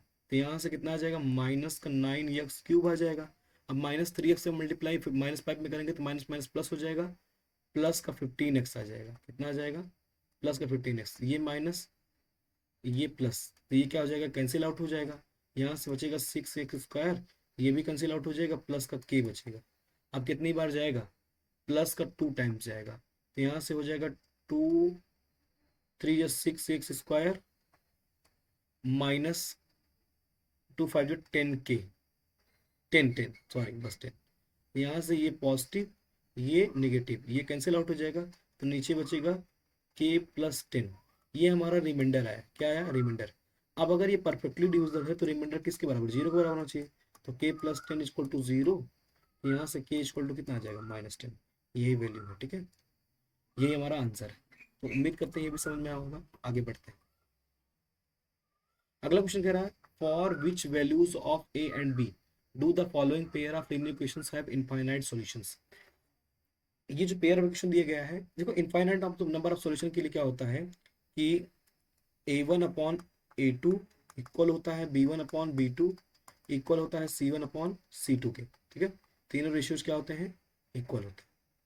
तो यहाँ से हम इक्वल कर लेते हैं, तो 2/a-b इक्वल होगा किसके, 3/a+b, ठीक है, इक्वल होगा 7/3a+b-2। इसमें से दो बार दो रेशियोज को बराबर करेंगे तो ए और बी में पेयर ऑफ इक्वेशन फिर से बनेगी, वहां से हम ए बी निकाल सकते हैं, ठीक है।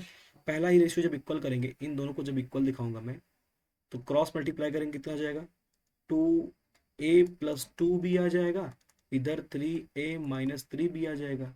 तो यहाँ से जब सॉल्व करेंगे, ए को एक साइड कर लो, बी को एक साइड, ए वाला इधर लेके जाओ, बी वाला इधर, तो इधर आ जाएगा 5b आ जाएगा, इधर केवल ए बचेगा। तो ए की वैल्यू कितनी आई, 5b आई, पहला क्वेश्चन हो गया, ठीक है।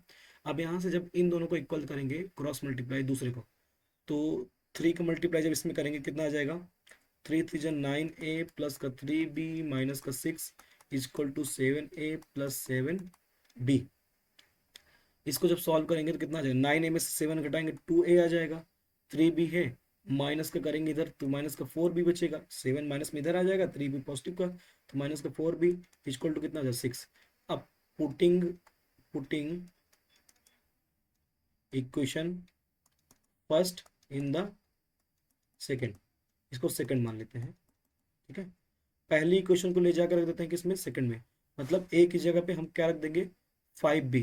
तो जो दूसरी इक्वेशन बनेगी कितनी हो जाएगी, 2 × 5b माइनस का 4b = 6, 10b माइनस का 4b = 6। तो यहाँ से 6b = 6 आ जाएगा, b = कितना आ जाएगा, 1 आ जाएगा। तो इसको ले जाकर रखेंगे, putting putting value of b in equation first, तो रखेंगे तो a = कितना आ जाएगा, 5 × 1, जो कि a की वैल्यू कितनी आ जाएगी, 5। तो a 5 आ गया, b कितना आ गया, 1। यही हमारी b a और b की वैल्यूज है। आगे बढ़ते हैं। कह रहा Ritu can downstream 20 kilometres in 2 hours, ठीक है, and upstream 4 kilometre in 2 hours. Find her speed of rowing in still water and the speed of current. हम मान लेते हैं स्पीड ऑफ ऋतु क्या है हमारा, let let speed of Ritu in still water, still water कितना है, x किलोमीटर/आवर, ठीक है। और स्पीड ऑफ स्ट्रीम को क्या मान लेते हैं, y किलोमीटर/आवर, ठीक है। क्या मान लेते हैं, and speed of stream b y किलोमीटर/आवर। अब एक जानते हैं कि जब अप स्ट्रीम की बात होती है तो x-y हो जाएगा स्पीड, ओवरऑल स्पीड, और डाउन स्ट्रीम में या x माइनस, सुनो भाई, अप स्ट्रीम में x-y, डाउन स्ट्रीम में x+y। ये क्वेश्चन मैंने बोट स्ट्रीम का इस पे कॉन्सेप्ट लेक्चर अपलोड किया है, जिसमें मैंने इस पे 10 से 12 क्वेश्चन सॉल्व किया है, PYQs और कॉन्सेप्ट भी सिखाया है, तो आप वहां से जाके देख सकते हैं, ठीक है। तो स्पीड ड्यूरिंग अप स्ट्रीम कितना हो जाएगा, अप स्ट्रीम में x minus Y kilometre per hour हो जाएगा, ठीक है। ऐसे speed during downstream, downstream कितना हो जाएगा, x plus Y kilometre per hour. अब देखो ध्यान सुनो, डिस्टेंस एक बार 20 किलोमीटर कैसे जा रहा है, डाउन स्ट्रीम, मतलब जो टाइम होता है हम जानते हैं time equal to distance upon speed होता है। तो यहाँ से डिस्टेंस कितना है 20 किलोमीटर, और डाउन स्ट्रीम जा रहा है तो x plus Y equal to कितना आएगा 2। यहाँ से 20 इक्वल टू हो जाएगा 2x प्लस 2y। अब सॉल्व करेंगे तो x plus Y equal to कितना आ जाएगा 10 आ जाएगा, ठीक है। तो ये पहली क्वेश्चन हो गई। ऐसे अकॉर्डिंग टू क्वेश्चन अगला अगला क्या दे गया है, 4 किलोमीटर कैसे जाता है upstream, x minus Y equal to कितना टाइम लग रहा है 2 आवर्स। तो यहाँ से 4 इक्वल टू कितना हो जाएगा 2x माइनस 2y। तो यहाँ से 2 कॉमन लेके काटेंगे तो कितना आ जाएगा 2 equal to x minus Y. तो ये क्या हो गई सेकंड इक्वेशन। देखो ये क्वेश्चन बहुत आसान आई है, y कोएफिशिएंट -1, y कोएफिशिएंट +1। तो एडिंग फर्स्ट एंड सेकंड करेंगे, मतलब एलिमिनेशन मेथड लगाएंगे तो हमारा सॉल्यूशन आ जाएगा, ठीक है। ये फर्स्ट है, तो adding first and second, adding first and second, जब पहले दूसरे को ऐड करेंगे तो कितना हो जाएगा 2x इक्वल टू कितना हो जाएगा 10 टू 12 हो जाएगा, x इक्वल टू कितना आ जाएगा 6 आ जाएगा। ऐसे इसको ले जाके पहले में रख देंगे, putting putting x in equation first. तो कितना आ जाएगा y equal to 10 minus 6, y equal to कितना आ जाएगा 4। तो स्पीड ऑफ ऋतु कितना आ जाएगा, स्पीड ऑफ ऋतु आ जाएगा 6 किलोमीटर पर आवर, और स्पीड ऑफ स्टीम कितना आ जाएगा, आ जाएगा 4 किलोमीटर पर आवर। उम्मीद है क्वेश्चन समझ में आएगा। देखो इस टाइप के क्वेश्चन जितनी भी क्वेश्चन बनती हैं वो टाइम के रेफरेंस में बनती ही है। तो डिस्टेंस अपॉन स्पीड सब में करना है, टाइम के इक्वल कर देना है, ठीक है। तो आगे बढ़ते हैं इस क्वेश्चन में।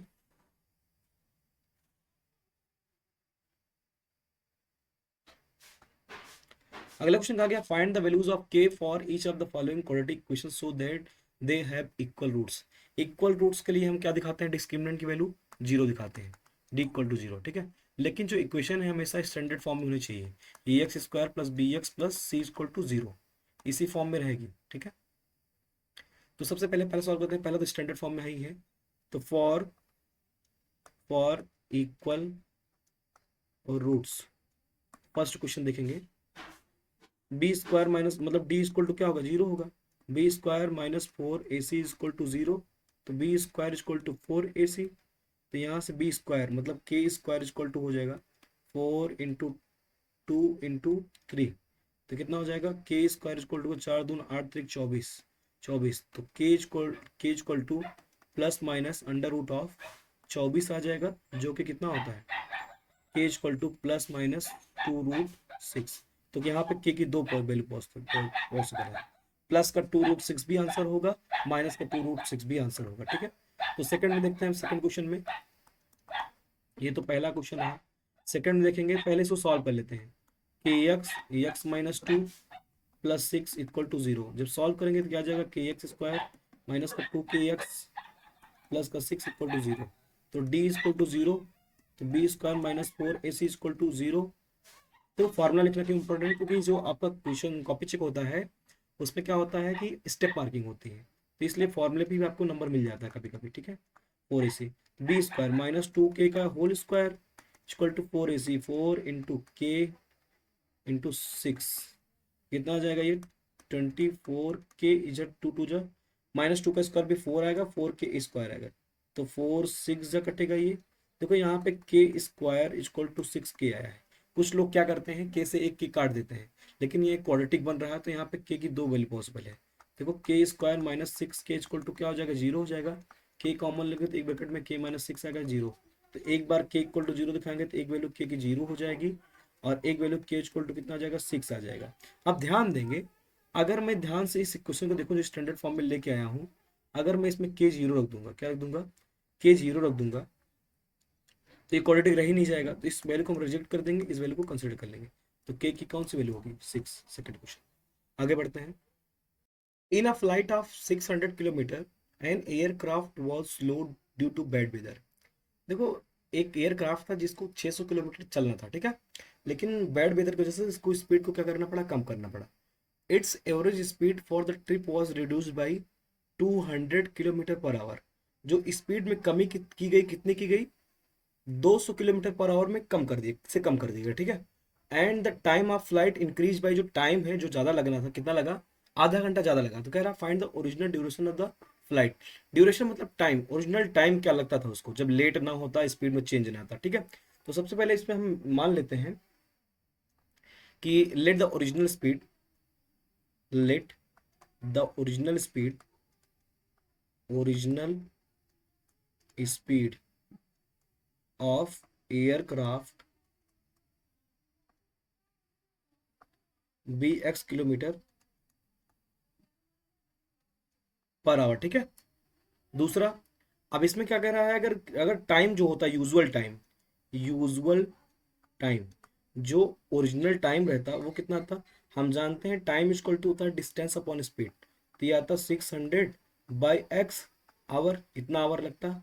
लेकिन जो न्यू स्पीड है, स्पीड जब घटाई गई तो न्यू स्पीड क्या बनी हमारी, न्यू स्पीड इक्वल टू हो गया 200 किलोमीटर कम हुआ। मतलब पहले एक्स किलोमीटर पर चल आवर से चल रहा था, अब एक्स में 200 किलोमीटर पर आवर क्या कर दिया, कम कर दिए गए। तो स्पीड क्या गई, x minus 200 kilometre per hour, ठीक है। अब यहाँ से डिस्टेंस तो वही है, डिस्टेंस तो चेंज हुई नहीं। तो जो न्यू टाइम आएगा, जो नया टाइम लगेगा, ड्यूरेशन लगेगा, वो कितना आ जाएगा, 600 बाई एक्स माइनस 200। देखो, जब ये दो टाइम है, दोनों टाइम का डिफरेंस आधे घंटे का है, पहले टाइम में और यूजुअल टाइम में और न्यू टाइम में। तो आपको ध्यान देना है किसमें से किसको घटा के इक्वेशन बनानी है। देखो, जिसमें स्पीड ज़्यादा है वो टाइम कम होगा, जिसमें स्पीड कम है वो टाइम ज़्यादा होगा। मतलब बाद वाला टाइम ज़्यादा है पहले वाले से।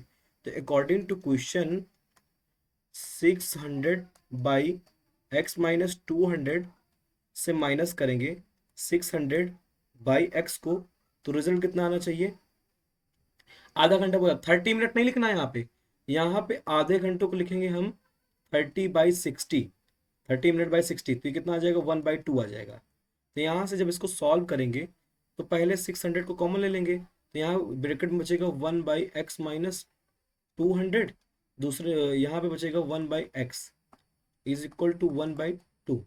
अब अंदर ब्रैकेट को पहले सॉल्व करते हैं, इसको ऐसे रहने देते हैं। तो यहाँ जब क्रॉस मल्टीप्लाई करो तो x माइनस 200, नीचे x माइनस 200 इक्वल टू कितना आ जाएगा, 2। क्रॉस मल्टीप्लाई करेंगे कितना आ जाएगा, 1200 आ जाएगा। यहाँ जब सॉल्व करेंगे तो x माइनस माइनस प्लस 200 हो जाएगा, अपॉन कितना आ जाएगा, x minus 200 is equal to 1/2। यहाँ से x कैंसिल, जब ऊपर मल्टीप्लाई करेंगे तो कितना आ जाएगा, ये 1200 × 200, और ये क्रॉस मल्टीप्लाई करेंगे तो ये 2 आ जाएगा, इधर बचेगा x² माइनस का 200x, तो इधर जीरो कर देंगे, इक्वल टू आ जाएगा x² माइनस का 200x माइनस, ये देखो मैं इसको मल्टीप्लाई नहीं कर रहा हूँ, किसी को अभी फैक्टर्स में ब्रेक करना होगा, जिसमें डिफरेंस कितने का, 200 का हो। तो मैं पहले 1200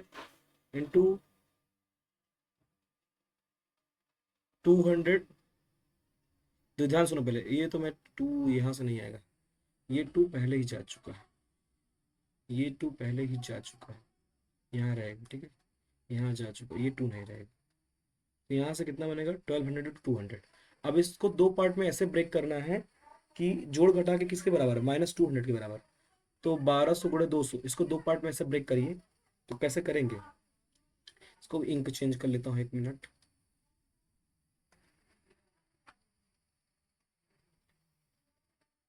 इसको अगर इसको मैं लिख सकता हूँ कितना, देखो ध्यान सुनो, इसको मैं लिख सकता हूँ 602 × 2 × 200, तो 600 और 400 कितना बना, 600 और 400, ऐसे दो प्रोडक्ट हैं जिसमें दोनों में डिफरेंस कितना, 200 का है। तो इसको जब फैक्टराइज करेंगे तो यहाँ पे मैं फैक्टराइज कर देता हूँ, तो x² माइनस का 600 x प्लस का 400x और माइनस का 1200 × 200 इक्वल टू 0। इसमें क्या कॉमन है, x कॉमन है, एक ब्रैकेट में x माइनस 600 यहाँ पे कॉमन है 400, इसमें हो जाएगा x माइनस 600, ठीक है, इक्वल टू 0। एक ब्रैकेट में x माइनस 600 आ जाएगा, दूसरे ब्रैकेट में क्या आ जाएगा x प्लस 400 इक्वल टू 0। देखो एक बार x की वैल्यू जो आएगी 600 आएगी, दूसरी वैल्यू जो आएगी x इक्वल टू माइनस का 400। जो स्पीड होती है वो कभी नेगेटिव नहीं होती है, हमेशा पॉजिटिव होती है, तो x की वैल्यू कौन सी कंसिडर करेंगे 600।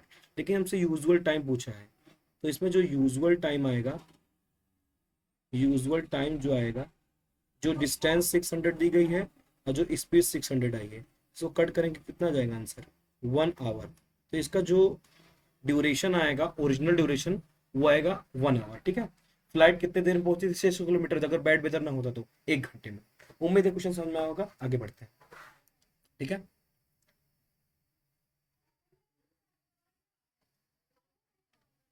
कह रहा which term of the progression 20, 19 whole number 1/4, 18 whole number 1/2, 17 whole number 3/4 is first negative term. जब भी फर्स्ट नेगेटिव टर्म कहता है तो हम मान लेते हैं let its nth term is first negative term. इसका जो nth टर्म है वो पहला नेगेटिव टर्म, मतलब जो an होगा पहला नेगेटिव है तो किससे लेस देन होगा 0 से। तो an की वैल्यू जो होती है a plus n-1 d less than 0 हो जाएगा। वैल्यू पुट करते हैं, a की वैल्यू जो पहला टर्म है हो जाएगा प्लस n नहीं पता है n-1, d की वैल्यू दूसरे नंबर से आप पहले नंबर को सब्ट्रैक्ट करिए, तो 19 होल नंबर 1/4 से जब सब्ट्रैक्ट करेंगे आप 20 को, इसमें डिफरेंस कितना आएगा, d की वैल्यू कितनी आ जाएगी, यहाँ से 9 चौक 19 चौक 76, 76 77 हासिल 1 7 7 कितना आएगा भाई 77, ठीक है, -20 यहाँ 4 आ जाएगा, तो ये आ जाएगा कितना 20 चौक 80, तो कितना आएगा माइनस का 3/4 आ जाएगा,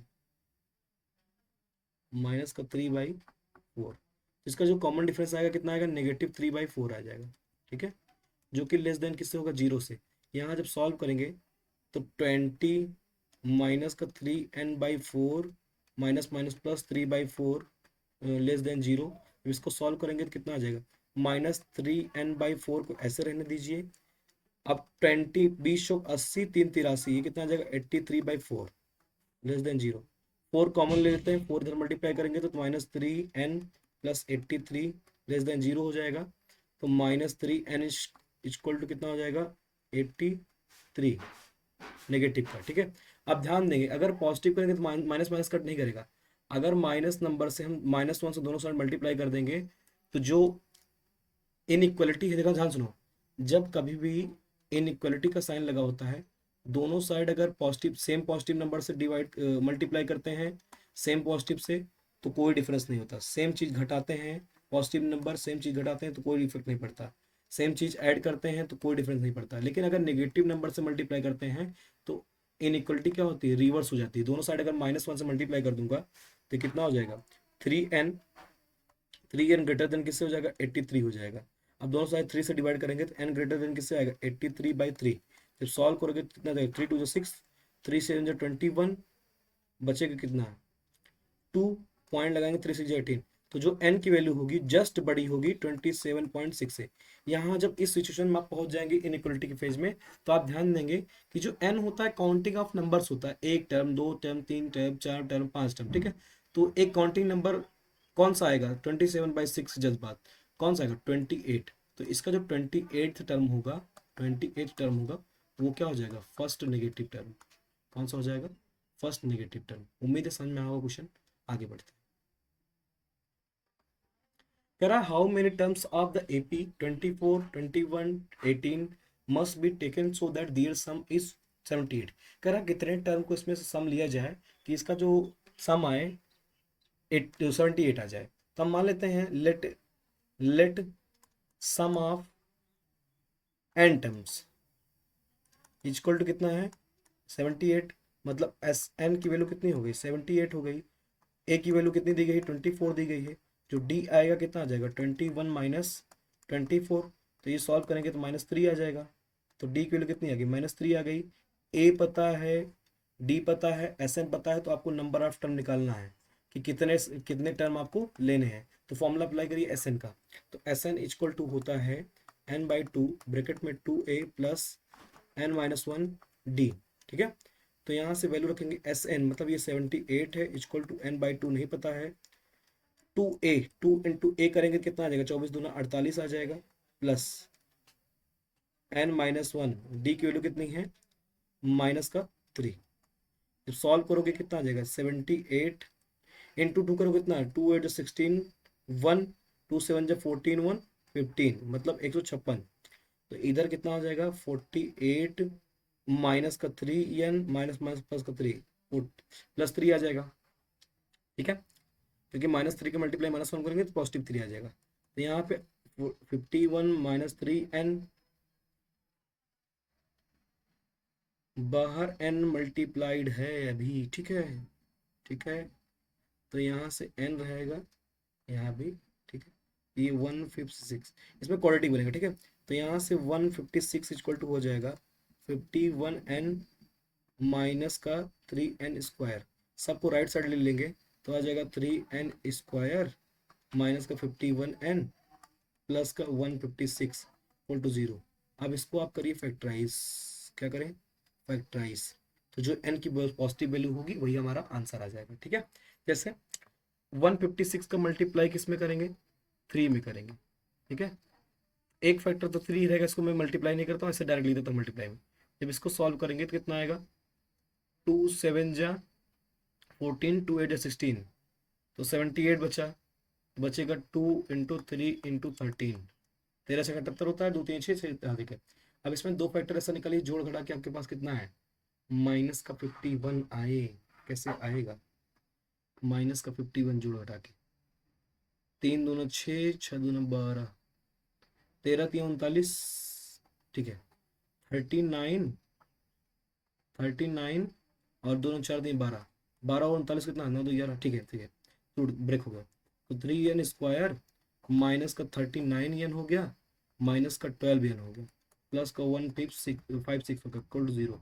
यहाँ से कॉमन कितना आएगा, 3n कॉमन आ जाएगा, n माइनस 13 बचेगा, यहाँ से माइनस का 12 कॉमन आ जाएगा, तो n माइनस कितना बचेगा, 13 बचेगा, इक्वल टू 13 नहीं, कितना कॉमन आएगा, 12 कम 12 बटे 36। ठीक है, सही है, इतना आ जाएगा। तो यहाँ से इक्वल टू 0, एक ब्रैकेट में आ जाएगा n माइनस 13, दूसरे ब्रैकेट में आ जाएगा 3n माइनस 13 इक्वल टू 0। देखो इसको जब इक्वल 0 के बराबर दिखाएंगे तो n बराबर 13 आ जाएगा, इसको जब दिखाएंगे तो n इक्वल टू 13/3 आ जाएगा। ये पॉसिबल नहीं है क्योंकि जो फ्रैक्शन में नहीं आती है इनकी वैल्यू, नेचुरल नंबर आती है, तो n इक्वल टू 13 क्या हो जाएगा, सही हो जाएगा। ठीक है, मतलब आपको 13 टर्म का सम लेना है, तो उसका सम कितना आ जाएगा, 78 आ जाएगा। ठीक है, आगे बढ़ते हैं। A vertical pole of length 6 meter cast a shadow of 4 meter long on the ground, and at the same time a tower cast shadow 28 meter long. Find the height of the tower. ठीक है, ध्यान सुनो पहले। एक मान लो पोल है 6 metre length में है, जब यहाँ पे सूरज निकला है, सन निकला है, तो इसका जो शैडो बनता है वो कितना बनता है, 4 मीटर लॉन्ग। ठीक है, और एट द सेम टाइम देखो ये जो पोल होता है हमेशा ग्राउंड से कैसे होता है, परपेंडिकुलर होता है। एट द सेम टाइम एक टावर है, उसकी जो शैडो बनती है वो कितनी बनती है, 28 मीटर लॉन्ग। ठीक है, तो सन का एंगल जो पोजीशन वही है, तो यहाँ से इसकी हाइट ऑफ टावर पूछा है। क्या पूछा है, हाइट ऑफ टावर। ध्यान समझो, जब ये टावर और पोल जो है वर्टिकली खड़े होंगे अपवर्ड ग्राउंड पे, तो दोनों राइट एंगल बनाएंगे। इसका नाम मैं ए बी सी रख देता हूँ, इसका पी क्यू आर। ठीक है, तो जो दो राइट एंगल ट्राइंगल होंगे, तो ट्राइंगल जो ए बी सी होगा ये सिमिलर होगा ट्राइंगल किसके, पी क्यू आर के। ठीक है, क्योंकि एंगल सेम होगा, करस्पॉन्डिंग एंगल, और रेशियो क्या होंगे, सेम होंगे। तो इसलिए जो A B upon P Q होगा वो बराबर होगा किसके, B C upon Q R के। वैल्यू रख के सॉल्व कर लेते हैं। ए बी कितना है, 6 है, पी क्यू एच है, इक्वल टू बी सी 4 है, नीचे कितना आ जाएगा 28। तो ये 4 4 4 4 7 28, क्रॉस मल्टीप्लाई करेंगे 6 इंटू 7 इक्वल टू एच आ जाएगा। तो हाइट ऑफ जो टावर आएगी 6 7 जा 42 मीटर। तो हाइट ऑफ टावर कितनी आ गई 42 metre. Height of tower equal to कितना आ जाएगा 42 मीटर। ठीक है, आगे बढ़ते हैं। कह रहा state and proof Thales theorem, BPT. Thales एक मैथमेटिशियन थे, उन्होंने एक थ्योरम दी थी ट्राइंगल के रिगार्डिंग, जो कि बेसिक प्रोपोर्शनलिटी पर बेस्ड था, इसलिए बेसिक प्रोपोर्शनलिटी थ्योरम बन गया। एक ट्राइंगल मान लो हमारे पास है ए बी सी। कैसा है ट्राइंगल ए बी सी। अब इस ट्राइंगल में स्टेटमेंट में लिख नहीं रहा, समझा था। उन्होंने कहा था ट्राइंगल में अगर किसी एक साइड के पैरेलल अगर लाइन ड्रॉ की जाए दो अलग अदर साइड्स को इंटरसेक्ट करते हुए, मान लो ये बीसी के पैरेलल मैंने एक लाइन बना दिया, ए बी और ए सी को इंटरसेक्ट करते हुए, ये ई हो गया, ये एफ हो गया। तो ये जो साइड्स जो इंटरसेक्ट हुई हैं ये इक्वल रेशियो में बटेंगे, मतलब जो ए अपॉन ई बी होगा ये इक्वल होगा A F upon F C के। ठीक है, यही था स्टेटमेंट, इसी को कहते हैं थेल्स थ्योरम। मतलब when a line drawn parallel to one side of triangle intersecting other two sides, then the other two sides is intersected in same ratio, AE upon AB is equal to A upon FC। ठीक है, इसी को prove करना है। तो हम देखते हैं, सबसे पहले लिखते हैं to prove. To prove, prove हमको क्या करना है, AE अपॉन EB इक्वल है किसके, AF अपॉन FC, ये हमको प्रूव करना है। और गिवन में क्या है, गिवन में है, गिवन में कि जो ई एफ है पैरेलल है किसके, बीसी के। ई एफ पैरेलल किसके है, बीसी। ठीक है, अब हम शुरू करते हैं प्रूफ करना। प्रूफ करने से पहले हम इसमें कंस्ट्रक्शन करते हैं, कंस्ट्रक्शन लिख नहीं रहा हूं। आपको ई से परपेंडिकुलर ज्वाइन करना है इस ए एफ पर, ई जी में लिख लो, और एफ से परपेंडिकुलर ड्रा करना है किस पे, इस पे ए ई पर। ठीक है, ये परपेंडिकुलर, इसका नाम लिख दो एफ जी एफ एच। ठीक है, और इस बी एफ को मिला देना है और इस ई सी को मिला देना है। ठीक है, अब हम क्या करेंगे, एरिया निकालेंगे ए ई एफ का, बेस मानेंगे ए ई को, हाइट मानेंगे एफ एच को। ठीक है, तो यहां से प्रूफ करते हैं, प्रूफ। ठीक है, एरिया ऑफ ट्राइंगल ए ई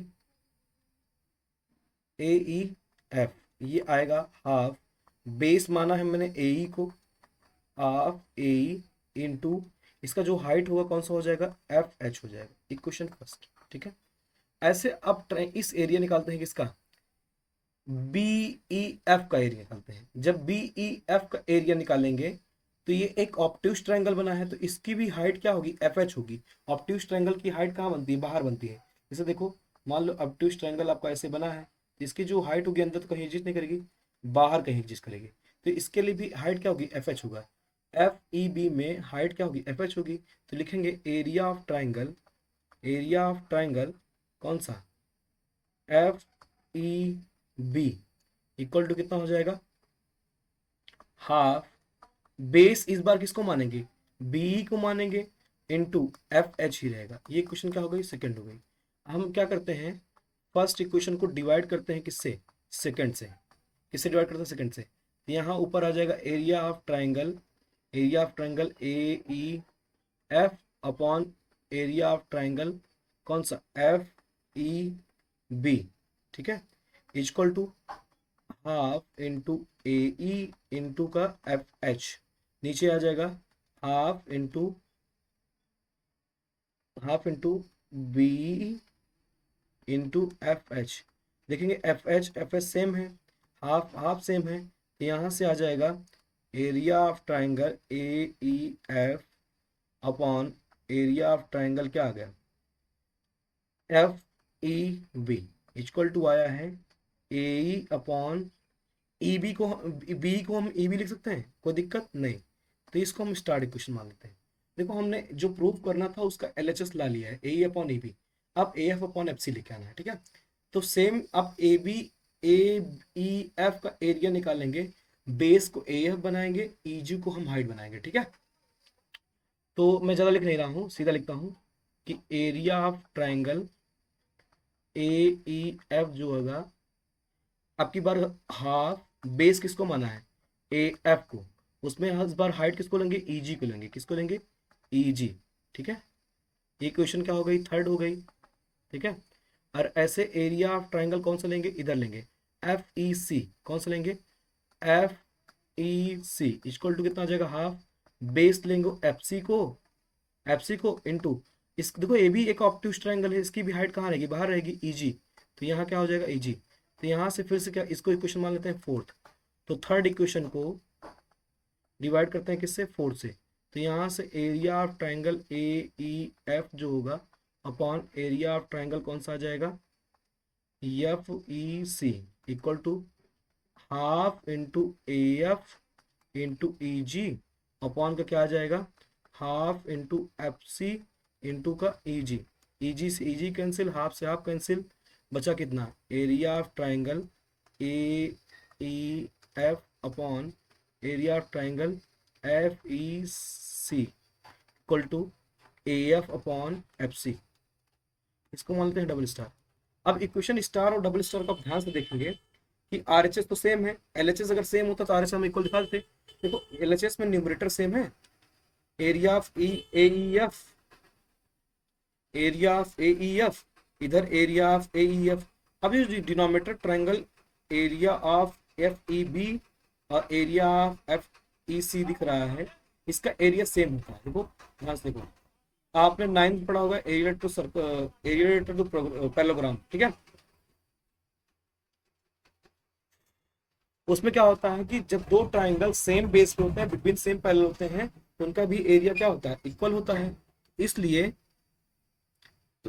जो area of triangle F E B होगा इक्वल होगा area of triangle F E C के, ठीक है। क्यों, क्योंकि देखो ये सेम बेस ई एफ पे है, चाहे B E F F E B देखो, चाहे एफ ई सी देखो, दोनों का बेस ई एफ है। अब बिटवीन सेम पैरेलल है E F and B C, तो इनका एरिया इक्वल होगा। तो from star and double star A E upon क्या हो जाएगा, ई बी जो होगा बराबर हो जाएगा A F upon F C, ठीक है। यही था हमारा थेल्स थ्योरम। ये बहुत इंपॉर्टेंट है, बहुत बार पूछा गया है, ठीक है। स्टेटमेंट भी और ये प्रूविंग भी, इसको ध्यान से देख लेंगे, हम आगे बढ़ते हैं। कह रहा find the ratio in which the line segment joining the points -3, 10 and 6, -8 is divided by -1, 6। देखो इसमें कह रहा है दो पॉइंट दिया गया है, इससे एक लाइन बनती है, इसके बीच में एक पॉइंट है -1, 6। अब ये जो पॉइंट्स बने हैं -3, 10 और ये 6, -8, इनको ज्वाइन करने वाली लाइन को ये पॉइंट किस रेशियो में डिवाइड करेंगे। तो ऐसे क्वेश्चन में हम मान लेते हैं लेट के रेशियो 1। तो जो फॉर्मूला आता है जो बीच वाले पॉइंट का x, y इक्वल टू, इसको कहते हैं सेक्शन फॉर्मूला। ये आता है अगर मान लो रेशियो m और m1 m2 है, तो m1 x2 plus m2 x1 upon m1 plus m2 आता है। ये किसका कोऑर्डिनेट आता है, यक्स कोऑर्डिनेट आता है। ऐसे m1 y2 plus m2 y1 आता है, और नीचे m1 प्लस m2 आता है, किसका कोऑर्डिनेट आता है, ये y का आता है। इसी फॉर्मूले पे वैल्यू रखेंगे, हम रेशियो फाइंड कर लेंगे, ठीक है। जहां पे m1 की वैल्यू k है, m2 की वैल्यू 1 है, ठीक है। जब सॉल्व करेंगे तो यक्स की वैल्यू जो आएगी वो कितनी हो जाएगी, यहाँ पे -1 है, y की वैल्यू कितनी है, 6 है। जब फॉर्मूला अप्लाई करेंगे तो कितना हो जाएगा, -1, 6 इक्वल टू m1 मतलब m1 x2 मतलब k इंटू x2 कितना है, 6 है, प्लस m2 1 इंटू x1 -3 है, अपॉन k प्लस कितना हो जाएगा, k प्लस 1 हो जाएगा। दूसरा y की वैल्यू कितनी हो जाएगी, m1 k इंटू y2 कितना है, -8 है, प्लस m2 इंटू y1 10 है, अपॉन कितना हो जाएगा, k प्लस 1 हो जाएगा। अब चाहे x को इक्वेट कर लीजिए, वहां से ही वैल्यू आ जाएगी k की। पहला इक्वेट करते हैं, जब यहाँ से इक्वेट करेंगे तो 6k यक्स कोऑर्डिनेट -1 है, यहाँ पे x कोऑर्डिनेट ये है, इसको इक्वेट करते हैं। 6, इसको लिखते हैं 6k-3 upon k+1 equal to -1। Cross multiply करोगे 6k-3 इक्वल टू कितना आ जाएगा, माइनस का k प्लस का 1। यहाँ से ये ऐड हो जाएगा इधर आके 7k इक्वल टू कितना, ये 3 इधर आके ऐड हो जाएगा, कितना आ जाएगा, ये 3 1 4 आ जाएगा। तो k की वैल्यू कितनी आ जाएगी, 4/7। अब इस पे बाई 1 भी करेंगे कोई मतलब नहीं है। तो जो रिक्वायर्ड रेशियो आएगा, रिक्वायर्ड रेशियो जो आ जाएगा वो आ जाएगा कितना, 4:7। ये इसका आंसर है। ठीक है, आगे बढ़ते हैं। अगला क्वेश्चन दिया गया है, find the relation between x and y such that the point x, y is equidistant from points 7, 1 and 3, 5। एक पॉइंट x, y है, उसका रिलेशन बताना है एक्स वाई में, जो कि इक्वल डिस्टेंस पे है कहाँ से, 7, 1 से और 3, 5 से। मतलब समझिए पहले, ये जो x, y है, ये पॉइंट, ये 7, 1 से भी उतनी दूरी पर है और 3, 5 से भी उतनी दूरी पर है। ठीक है, तो दोनों डिस्टेंस फॉर्मूला लगा के हम इक्वेट कर देंगे। तो पहला जब लगाएंगे पहले साइड, तो 7 - x² प्लस y-1 का होल स्क्वायर इक्वल टू √, क्या हो जाएगा, 3 - x का होल स्क्वायर और प्लस 5 - y का होल स्क्वायर हो जाएगा। स्क्वायरिंग बोथ साइड करेंगे, क्या करेंगे, स्क्वायरिंग बोथ साइड। ठीक है, स्क्वायरिंग बोथ साइड जब करेंगे तो रूट हट जाएगा। तो 7 - x का होल स्क्वायर करेंगे तो कितना आ जाएगा, 7 7 49, a² + b² माइनस का 14x आ जाएगा। इसमें अप्लाई करेंगे तो a² + b² माइनस का 2y हो जाएगा। ठीक है, इज इक्वल टू, रूट हटा के मैं अंदर जो a - b को होल स्क्वायर अप्लाई उस पर कर रहा हूँ। तो 3 3 9 हो जाएगा, प्लस का x² हो जाएगा, माइनस का 6x हो जाएगा, इसमें 5 वाले 25 हो जाएगा, प्लस का y² हो जाएगा, माइनस का 10y हो जाएगा। यहाँ से y² और x² इधर भी है, जब इधर लेके आएंगे तो घट जाएगा, कट जाएगा। ठीक है, बचेगा कितना, माइनस का 14x माइनस का 2y प्लस का 49 इक्वल टू, ये प्लस का 1 भी है। ठीक है, प्लस का 1, इधर कितना बचा है, 25 9 25 5 30 34, 34 - 6x माइनस 10y। ठीक है, अब यक्स वाई को पूरा एक साथ ले लीजिए। जब इधर लेंगे, इधर कितना आ जाएगा, माइनस का 14x माइनस का 2y प्लस का 50 इक्वल टू 34 माइनस का 6x minus 10y। X Y को पूरा इधर लेके आइए, इधर 50 - 34 हो जाएगा, इधर माइनस का 6x है, प्लस का 14x आएगा तो 8x बचेगा, माइनस का 10y है, प्लस का 2y करेंगे तो माइनस का 8y बचेगा। ठीक है, और ये जब सॉल्व करेंगे कितना आ जाएगा, 10 में 4 कितना आ जाएगा, 16, ये 16 बचेगा equal to 8x minus 8y हो जाएगा। यहाँ से 8 कॉमन लेके काट देंगे तो ये बचेगा x minus Y equal to 2। यही रिक्वायर्ड रिलेशन है एक्स वाई में, मतलब एक्स वाई का डिफरेंस कितना है, 2। ठीक है, आगे बढ़ते,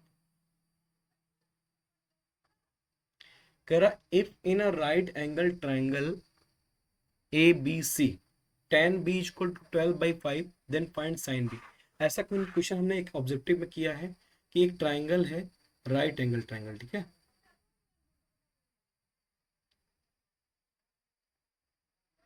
एक ट्राइंगल है, राइट एंगल ट्राइंगल, मान लो ये ए है, ये बी है, ये सी है। अगर tan b दिया गया है, क्या दिया गया है, tan b 12.5।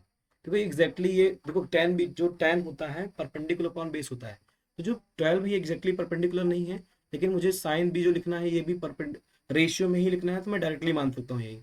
तो परपेंडिकुलर 12 हो गया, बेस कितना हो गया 5, तो ये जो कितना आएगा, ये आ जाएगा, ये आ जाएगा, अगर आप पाइथागोरस अप्लाई करेंगे तो ये आ जाएगा कितना, √169, जो कि किसके बराबर आ जाएगा, 13 के। तो यहाँ से आपको लिखना है साइन बी, क्या लिखना है, साइन बी, ये होता है परपेंडिकुलर अपॉन हाइपोटेनस। ठीक है, तो यहाँ से वैल्यू कितनी आएगी, 12/13, इसकी वैल्यू आ जाएगी साइन बी।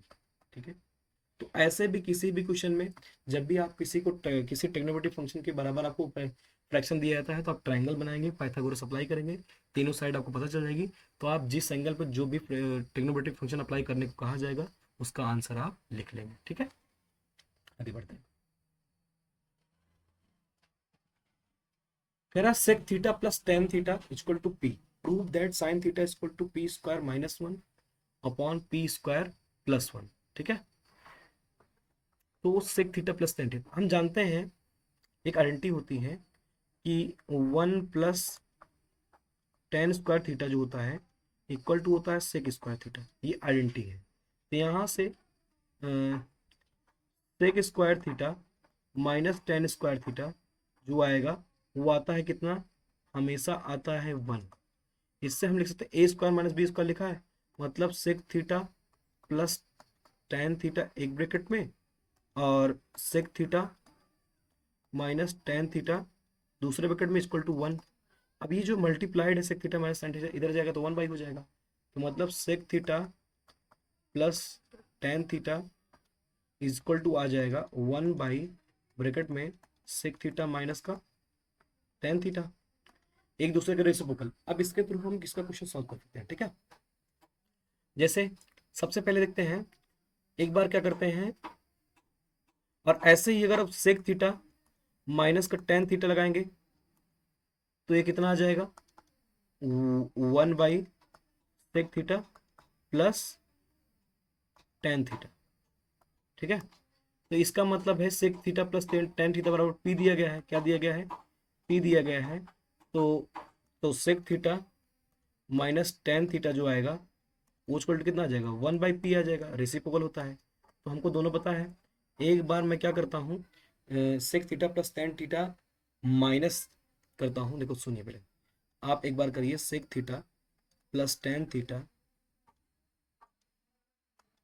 प्लस का सेक थीटा माइनस का टेन थीटा, तो इससे वैल्यू क्या आ जाएगी, sec theta plus tan theta किसके बराबर है, पी के बराबर है।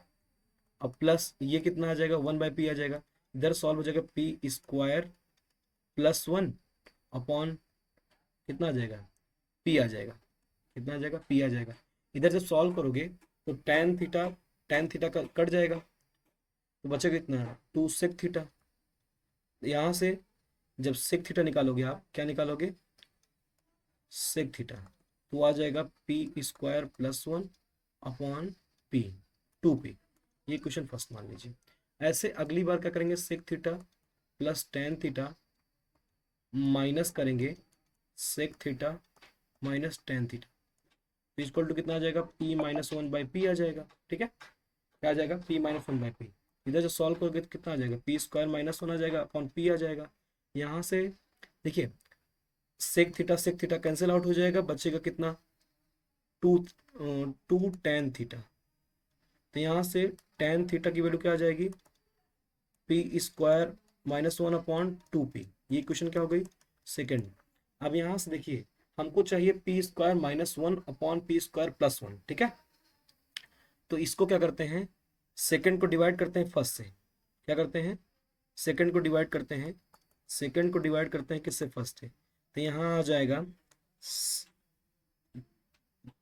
टेन थीटा अपॉन का सेक थीटा इक्वल टू कितना आ जाएगा, p square minus one upon two P into, ये जब डिवाइड करेंगे तो पलट जाएगा, फ्रैक्शन उल्टा हो जाएगा, तो ये आ जाएगा कितना, two p by p square plus one, two p से टू पी कैंसिल, ये राइट साइड है p square minus one p square plus one. ठीक है, और यहाँ से देखेंगे जो टेन थीटा लिखा गया है इसको हम लिख सकते हैं sine theta by cos theta into sec theta को लिख सकते हैं कॉस थीटा, तो कॉस थीटा कैंसिल, यहाँ पे आ गया साइन थीटा इक्वल टू आ गया p square minus one upon P square plus one, hence proved. ठीक है, उम्मीद है समझ में आया होगा, ध्यान से समझेंगे, पीछे कर लेंगे 10 सेकंड तो आपको समझ में आ जाएगा। ठीक है, देखो tan tan theta by sec theta लिखा था, टेन थीटा को sine theta by cos theta कर दिया, सेक थीटा को हम लिख सकते हैं रेसिप्रोकल होता है cos theta into cos theta, cos theta cancel हो गया, इधर एलएचएस में साइन थीटा बचा, आरएचएस में बचा है p square minus one upon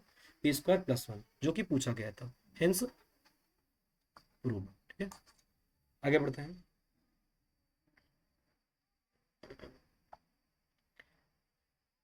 the shadow of a tower standing on level ground is found to be 40 meter longer when the sun's altitude is 30 degree than when it's 60 degree. मतलब जब angle of elevation जो सन का था, जब 60 degree था, तब जो length थी कुछ और थी। जब वो 30 डिग्री हो गया तो जो उसकी साइडों में इंक्रीमेंट हुआ 40 मीटर लॉन्ग हो गई। वो समझो बेटा, ये आपका क्या है, एक क्या है अपना, एक टावर है, ये ग्राउंड है, ठीक है। पहले यहाँ से जब देख रहे थे, यहाँ सन था, ठीक है, तो ये कितना था, 60 डिग्री था, तो ये शैडो थी पहले, ठीक है। अब ये जो एंगल जो है, अब ये चेंज हो गया तो शैडो और बड़ी हो गई। क्या हो गई, बड़ी। कितनी बड़ी हो गई, 40 मीटर। ये डिस्टेंस कितनी है, 40 मीटर। ये एंगल कितना होगा, 30 डिग्री। अब पूछ क्या रहा है, find the height of tower. Height of tower H है, ये ए है, ये बी है, ये सी है, ये डी है। तो हम पहले करते हैं tan theta in triangle A D B. Tan 30 degree equal to कितना हो जाएगा, A B upon D B, ठीक है। तो यहाँ से ये 1/√3 equal to A B upon क्या हो जाएगा, D B. D B equal to कितना हो जाएगा, वो ए बी एच है तो √3 कितना हो जाएगा, एच हो जाएगा। इक्वेशन फर्स्ट है, ठीक है। ऐसे in triangle A C B tan 60 degree जो हो जाएगा, परपेंडिकुलर कितना है, एच है अपॉन बी सी है। तो यहाँ से कितनी है, √60 क्या होता है, तो ये √3 होता है। तो √3 B C equal to H हो जाएगा। तो बी सी की जो वैल्यू आ जाएगी कितना आ जाएगी, h/√3 हो जाएगा। ये क्वेश्चन क्या हो गई, सेकंड हो गई। अब ध्यान से देखेंगे, जो डी बी है उसमें से बी सी को घटा दीजिए, कितना आना चाहिए, 40 आना चाहिए। मतलब D B minus B C जो आना चाहिए, कितना आना चाहिए, 40 मीटर। यहाँ से सॉल्व करते हैं, मतलब √3h minus h/√3 is equal to कितना आ गया, 40 मीटर, ठीक है। तो यहाँ से जब सॉल्व करेंगे तो क्या आएगा, 3h minus H upon 3 √3 equal to 40 metre. तो यहाँ से जब सॉल्व करेंगे कितना आ जाएगा, ये 2h इक्वल टू 40√3, ठीक है। 220 टाइम्स कटेगा ये, तो h की वैल्यू कितनी आ गई, 20√3 मीटर। यही क्या हो गया, हाइट ऑफ टावर। उम्मीद है क्वेश्चन समझ में आएगा। मैंने 2 बार लगाया है ट्रिग्नोमेट्रिक फंक्शन, एक बार ए डी बी में, एक बार ए सी बी में, जहाँ पे D B minus B C करने पर 40 मीटर आना चाहिए। तो वहां से एच की वैल्यू कितनी आ गई, 20√3 मीटर। आगे बढ़ते हैं, कह रहा the angle of elevation of top of tower from 2 points distant s and t from its foot are complementary. समझिए इस क्वेश्चन में क्या कहा गया है कि एक टावर है, ठीक है, टावर है, 2 पॉइंट्स उसका एंगल ऑफ एलिवेशन देखा गया। एक पॉइंट ये हो गया, मान लो दूसरा पॉइंट कहाँ है, ये, ठीक है। तो ये जो एंगल बन रहे हैं दोनों कॉम्प्लीमेंट्री। अगर एक थीटा है, कॉम्प्लीमेंट्री दो ऐसे एंगल जिनका सम 90, दूसरा कितना हो जाएगा, 90 माइनस थीटा, ठीक है। अब ये कह रहे हैं कि जो डिस्टेंस है पॉइंट की, पहला कितना है, मान लो s दूरी पर है, दूसरा कितनी दूरी पर है, t दूरी पर है, ठीक है, t डिस्टेंस पर। तो कह रहा prove that the height of the tower is, इस जो टावर की हाइट आएगी वो √s/t आएगी। देखते हैं, मान लो ये a है, ये b है, ये c है, ये d है। तो पहले in triangle A B D tan theta equal to, ये प्रूफ करना है, अभी दिया नहीं गया, इसको मैं मान लेता हूँ h। कितना मान लेता हूँ, h। तो परपेंडिकुलर कितना है, h अपॉन कितना हो जाएगा, बी डी। तो यहाँ tan थीटा इक्वल टू कितना हो जाएगा, h अपॉन बी डी की वैल्यू कितनी है, t है मान लो, ठीक है। इक्वेशन फर्स्ट हो गई। In triangle A C D tan 90 minus theta equal to हो जाएगा परपेंडिकुलर h, बेस कितना s, ठीक है। तो यहाँ से हम देखो tan और cot कॉम्प्लीमेंट्री होते हैं। tan 90 minus theta equal to cot theta होता है, cot 90 minus theta equal to tan theta होता है। तो ये कितना हो जाएगा, cot थीटा हो जाएगा equal to h upon s। इसको मान लेते हैं क्वेश्चन सेकंड। अब देखो tan थीटा और cot थीटा कॉम्प्लीमेंट्री भी होते हैं, एक दूसरे के रेसिप्रोकल भी होते हैं। तो मैं करता हूँ इक्वेशन फर्स्ट इंटू सेकेंड, तो दोनों इक्वेशन मल्टीप्लाई कर देंगे तो टेन थीटा इंटू का कॉट थीटा इक्वल टू कितना आ जाएगा, H by S into H by T. तो यहाँ से ये वन हो जाएगा, कट के कितना हो जाएगा वन, तो क्रॉस मल्टीप्लाई करेंगे तो एस इंटू टी बराबर आ जाएगा एच स्क्वायर, एच की वैल्यू आ जाएगी अंडर रूट ऑफ एस है एस टी। तो हेंस प्रूव्ड, क्या हो जाएगा, हेंस प्रूव्ड, यहाँ से ठीक है। उम्मीद है समझ में होगा, आगे बढ़ते हैं। कह रहा in a right triangle A B C, right angle at B, B C equal to 12 centimetre, A B equal to 5 centimetre, calculate the radius of the circle inscribed in the triangle. पहले नाम लिख लेते हैं length, B C कितना है, B C तो लिखा गया है 12 सेंटीमीटर, ए बी कितना है 5 सेंटीमीटर। अब यहाँ से जो ए सी आएगा, ए सी जो आएगा वो आएगा अंडर रूट ऑफ, देखो ये राइट ट्राइंगल है तो पाइथागोरस से लिख रहा हूं मैं, तो under root of A B square plus का बी सी स्क्वायर। जब सॉल्व करोगे तो अंडर रूट पे कितना आ जाएगा, ए बी स्क्वायर कितना आ जाएगा 25 आ जाएगा, और ये 12 का स्क्वायर कितना 144, तो ये अंडर रूट में आ जाएगा 169, ठीक है। तो यहाँ कितना बचेगा 13, तो जो ए सी की वैल्यू आ गई कितनी आ गई 13 सेंटीमीटर, तो हमारा ए सी कितना आ गया 13 सेंटीमीटर, ठीक है। देखिए अब क्या करेंगे, ये जो ट्राइंगल है राइट एंगल ट्राइंगल है, इसका एक बार एरिया निकालते हैं एबीसी का, ठीक है। Area of triangle A B C, area of triangle जब ए बी सी निकालेंगे कितना आएगा, ऑफ बेस कितना है ए बी 5 हो गया, हाइट कितना है 12 है, जब इसको काटेंगे कितना जाएगा 2 6 12, तो उसका एरिया आएगा 6/30 सेंटीमीटर स्क्वायर, ठीक है।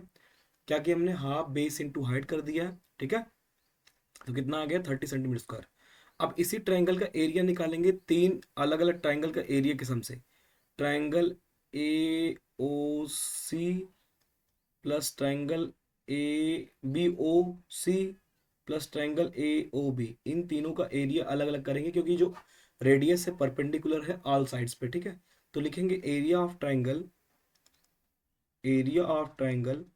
ए B C equal to area of A O B plus area of triangle B O C plus area of triangle कौन सा ए ओ सी। सब में देखो, सब में क्या कॉमन रहेगा, हाफ कॉमन रहेगा सब में, हाफ में कॉमन लेता हूं तो ब्रैकेट बचेगा बेस इंटू हाइट, ए ओ बी, ए ओ बी दिख रहा है, हाइट कितनी आर है, हाइट कितना, सब में देखो हाइट भी आर है तो आर भी कॉमन ले लें, हाफ इंटू आर बचे कॉमन ले लेंगे, तो सबका हाइट है। अब बेस क्या कर लेते हैं, ऐड कर लेते हैं, कितना आएगा 5 प्लस 12 प्लस कितना आएगा 13। नहीं समझ पा रहे हैं आप, जैसे मैं पहले ए ओ बी का लिखूंगा तो हाफ लिखूंगा, बेस क्या लिखूंगा 5 लिखूंगा इंटू हाइट आर करूंगा, ऐसे प्लस करूंगा बी ओ सी जब लिखूंगा तो बी ओ सी में कितना होगा, हाफ लिखूंगा 12 लिखूंगा इंटू आर लिखूंगा, तो हाफ और आर तीनों में आएगा, हाफ और आर तीनों में आएगा, कॉमन लिया। जब इसको सॉल्व करेंगे तो हाफ इंटू आर, ये कितना आ जाएगा 25 5 30 30 आ जाएगा, तो कितना आ जाएगा ये 215 टाइम्स, तो कितना आ गया ये 15 आर सेंटीमीटर स्क्वायर। तो एरिया ऑफ ट्रायंगल ए भी है, एरिया ऑफ ट्रायंगल ए भी है, तो अकॉर्डिंग टू क्वेश्चन, तो जो 15 आर की वैल्यू होनी चाहिए किसके बराबर होनी चाहिए, 30 के बराबर होनी चाहिए। यहाँ से आर इक्वल टू कितना आ जाएगा 30/15, कट करेंगे 15 टू जब 30, तो आर की वैल्यू कितनी आ जाएगी 2 सेंटीमीटर। तो रेडियस ऑफ सर्कल कितना आ गया 2 सेंटीमीटर, ठीक है। आगे बढ़ते हैं। इस क्वेश्चन में कह रहा है find the area of sector of a circle with radius 4 centimetre. इसका रेडियस कितना दिया गया है 4 centimetre, 4 centimetre, and the angle 30 degree. Also find the area of corresponding major sector. समझिए पहले, जब कोई सर्कल बनता है तो उसमें जब सेक्टर ऐसे बनता है तो पीछे वाला जो बड़ा वाला पार्ट होता है उसको मेजर सेक्टर बोलते हैं, छोटे वाले क्या बोलते हैं माइनर बोलते हैं। सबसे पहले माइनर पूछा है, बाद में मेजर पूछा है, ध्यान देंगे। तो जो area of minor minor sector आएगा, एरिया ऑफ माइनर सेक्टर क्या आ जाएगा, माइनर सेक्टर तो ये आ जाएगा कितना, पाई आर स्क्वायर थीटा बाई 360। तो यहाँ जब वैल्यू रखेंगे तो पाई की वैल्यू कितनी हो जाएगी, 3.14 रखना है। आर स्क्वायर मतलब 4 का स्क्वायर इंटू थीटा कितना है 30 है, नीचे कितना 360। यहाँ से 0 गया, 3/12 हो गया। यहाँ से एक 4 से 3 टाइम्स जाएगा तो बचेगा कितना, 4 4 16 कैरी 1, 4 4 4 1 5 4 3 12 अपॉन 3, इतना बचा। इसको जब काटेंगे कितना आएगा, 3 4 12 3 1 3, यहाँ बचा 2, 3 8 24, 3 बचा, 3 6 18। ये फिर जो लगभग आएगा इसका एरिया जो 4.187 सेंटीमीटर, एक मीटर सेंटीमीटर स्क्वायर। तो एरिया आप जो माइनर सेक्टर आया एरिया वो कितना है, 4.187 सेंटीमीटर स्क्वायर।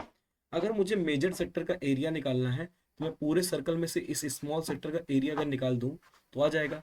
तो एरिया ऑफ मेजर सेक्टर जो आएगा, एरिया ऑफ मेजर सेक्टर आएगा पाई आर स्क्वायर माइनस का 4.187, ठीक है। तो ये कितना आ जाएगा, 3.14 इंटू आर का स्क्वायर 16 आ जाएगा। 16 चौक 64, 6 16 कम 16 चौसी 22 कैरी 2, 16 3 48 2 50। तो 50.24 में से माइनस करना है आपको 4.187। जब इसको आप सब्ट्रैक्ट करेंगे तो अप्रोक्सीमेटली कितना आ जाएगा, ये 50.24187 या 0 यहाँ ये आ जाएगा 10 3 13 5 0 कितना 46। तो इसका जो एरिया आ जाएगा मेजर सेक्टर का वो आ जाएगा 46.053 सेंटीमीटर स्क्वायर, यही इसका आंसर, ठीक है। आगे बढ़ते हैं। कह रहा find the number of spheres each of diameter 6 centimetre that can be made by melting a solid metal cylinder of height 45 centimetre and diameter 4 centimetre. देखो जब कभी भी एक बड़ा सॉलिड मेल्ट करके कई सारे सॉलिड में बनाया जाता है, फिर ढेर सारे छोटे सॉलिड्स मेल्ट करके एक बड़े सॉलिड बनाए जाते हैं, तो उस टाइम पे दोनों का क्या क्या सेम रहता है, वॉल्यूम सेम रहता है। क्या सेम रहता है, वॉल्यूम, ठीक है। तो यहाँ पे जो वॉल्यूम ऑफ सिलेंडर होगा, वॉल्यूम ऑफ सिलेंडर जो होगा वो बराबर होगा, मान लो कितना स्पेस बनाए जाते हैं, एन स्पेयर्स। तो n into volume of one sphere, ठीक है। और देखो एक चीज और, इसमें सबकी इसका रेडियस कितना है, इसका रेडियस जो आएगा, radius spare radius, spare radius spare radius आ जाएगा कितना 3 सेंटीमीटर। और रेडियस ऑफ सिलेंडर कितना आ जाएगा, सिलेंडर रेडियस सिलेंडर रेडियस आ जाएगा 2 सेंटीमीटर, ठीक है। अब वैल्यू रखते हैं, वे ये आता है पाई आर स्क्वायर एच हो जाएगा, अलग अलग रेडियस की वैल्यू रख रहा हूँ, ठीक है। इधर आ जाएगा n/4/3 pi r cube. Radius different है इसलिए कैपिटल आर स्मॉल यूज कर लिया। पाई से पाई कैंसिल हो जाएगा, आर स्क्वायर सिलेंडर का रेडियस कितना 4 गुड़े एच कितना है 45 equal to n/4/3 are cube 3 × 3 × 3, एक 3 से एक 3 कैंसिल, ठीक है। यहाँ सॉल्व करोगे कितना आ जाएगा 4 × 4 5 इक्वल टू एन ऐसे रहने दो, इसके डिनोमिनेटर में कितना आ जाएगा 4 × 3 × 3 ये आ जाएगा। तो एक 4 से एक 4 गया, ये 3 3 9 9 5 45। तो एन इक्वल टू कितना आ गया 5 आ गया। तो कितने स्पेयर्स बनेंगे, देयर आर 5 स्पेयर्स। कितने स्पेयर्स बनेंगे उस मेल्ट करके उस सिलेंडर को 5 स्पेयर्स, ठीक है। उम्मीद है समझ में होगा। जब कभी भी सॉलिड को मेल्ट करके बनाया जाता है तो वॉल्यूम आप बराबर कर दीजिए एन नंबर मान के, तो आपको नंबर ऑफ आर्टिकल्स पता चल जाएगा चाहे जिससे का रहेगा, ठीक है। आगे बढ़ते हैं। अगला क्वेश्चन है 2 cubes each of volume 64 centimetre cube. देखो जो क्यूब होता है उसकी हाइट ब्रेथ और लेंथ जो होती है सेम होती है। तो दो अलग अलग क्यूब हैं, पहले जो मान लो क्यूब का वॉल्यूम कितना है 64 है और इसकी साइड मान लो ए है, तो वॉल्यूम ऑफ क्यूब कितना आता है, ए क्यूब, जो कि कितना देगा 64, तो एज इक्वल टू हो जाएगा क्यूब रूट ऑफ 64, जो कि एज इक्वल टू कितना आ जाएगा 4 सेंटीमीटर। तो साइड ऑफ क्यूब कितना आ गया 4 सेंटीमीटर। कह रहा आर ज्वाइंट इन टू एंड, दो क्यूब को आपके एंड इन टू एंड क्या कर दिया गया, ज्वाइन कर दिया गया। क्या कर दिया गया, ज्वाइन कर दिया गया। ठीक है, ऐसे। तो ये जो लेंथ थी अब 4 + 4 हो गई, बाकी वेथ और हाइट कितनी है 4 ही है। तो कह रहा है टोटल सरफेस एरिया बताइए, तो जो क्यूबाइड बन रहा है, तो क्यूबाइड का जो टोटल सरफेस एरिया आता है, टोटल सरफेस एरिया जो आता है वो आता है 2 ब्रैकेट में LB + BH + HL। तो यहाँ पे वैल्यू रखेंगे, 2 ऐसे रहेगा, L कितना हो जाएगा 8 हो जाएगा। टोटल लेंथ कितनी आ रही है 8 सेंटीमीटर। कितना आ गया 8 सेंटीमीटर। 8 × 4 प्लस BH 4 × 4 ही रहेगा, प्लस HL 4 × 8। इसको जब सॉल्व करोगे तो कितना आ जाएगा 2 × 8 = 32 प्लस 16 प्लस 32, तो कितना हो जाएगा 2 × 32 × 64, 64 10 74 6 80, कितना आ जाएगा 16 × 5 80, तो कितना आ जाएगा 160 सेंटीमीटर स्क्वायर। जो एरिया आएगा हमेशा यूनिट स्क्वायर आएगा, और जो वॉल्यूम आता है क्यूबिक आता है, लेंथ जो आती है सिंगल यूनिट आती है। उम्मीद है भी क्वेश्चन समझ में आएगा आपके। ठीक है, तो इसमें फॉर्मूला आप समझ लेंगे। जो वॉल्यूम ऑफ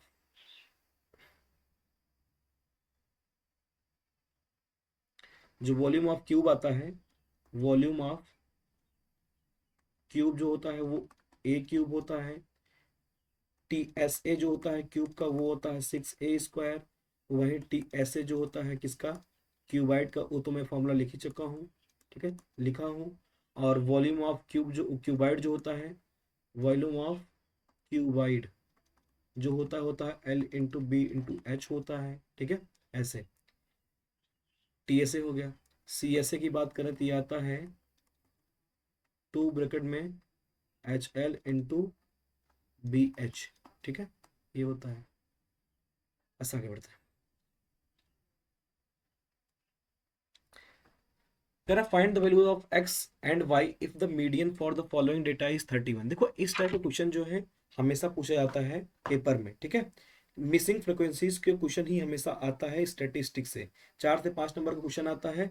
बहुत लोगों को इसका फॉर्मूला नहीं पता रहता है। क्या नहीं बताता है, फॉर्मूला ही नहीं पता रहता है मीन मीडियन मोड का। तो जो मीन निकालने का 3 तरीका है, कौन कौन सा है, डायरेक्ट मेथड है, एज्यूम मीन मेथड है, और स्टेप डेविएशन मेथड है। ठीक है, और कौन सा है, और नहीं, 3 ही है।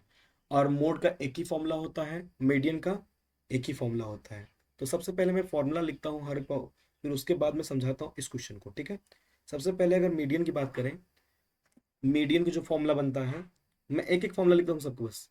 जो मीडियन का फॉर्मूला बनता है वो बनता है, क्या बनता है,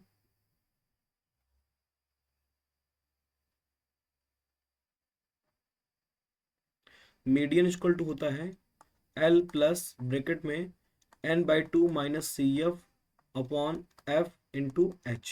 ठीक है, जहां पे L क्या होता है, lower limit of the median class, N/2 क्या होता है, टोटल फ्रिक्वेंसी का आधा होता है, CF क्या होता है, cumulative frequency of preceding the median class, median class से ऊपर वाली कम्युलेटिव फ्रिक्वेंसी ली जाती है, H क्या होता है, हाइट ऑफ द क्लास होता है। ठीक है, और F क्या होता है, ये frequency of the median class होती है। ठीक है, वहीं पे अगर मोड की बात करें, किसकी बात करें, मोड की, तो जो मोड का फॉर्मूला आता है वो आता है L प्लस ब्रैकेट में F1 minus F0 upon 2 F1 minus F0 minus F2 into H। ठीक है, और डायरेक्ट मेथड मीन का फॉर्मूला जो होता है, मीन इक्वल टू होता है summation FI/XI upon summation FI/XI। ठीक है, समेशन FI ये होता है, 3 फॉर्मूले। ठीक है, उम्मीद है तीनों फॉर्मूले आते होंगे। शायद स्टेप डिवीजन आपके सिलेबस से कट चुका है, लेकिन आपको बाकी फॉर्मूले आने चाहिए अगर स्टेप बाय स्टेप।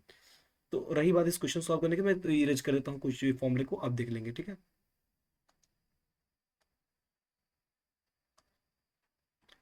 चलिए सॉल्व करते हैं इस क्वेश्चन को।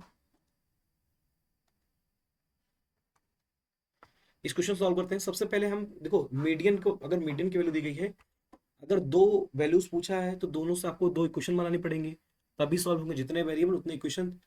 पहले इक्वेशन हम बना लेंगे सम ऑफ फ्रिक्वेंसीज से। सम ऑफ फ्रिक्वेंसीज कितनी दी गई है, 40 दी गई है। तो टोटल फ्रिक्वेंसी जोड़ के कितनी आनी चाहिए, 40 आनी चाहिए। और दूसरा मीडियन की वैल्यू दी गई है, तो मीडियन कैलकुलेट करके इस वैल्यू के बराबर कर देंगे, वहां से इक्वेशन मिल जाएगी। ठीक है, तो सॉल्व करते हैं। तो जब टोटल करेंगे टोटल फ्रिक्वेंसी, तो ये आ जाएगा, इधर देखो नीचे,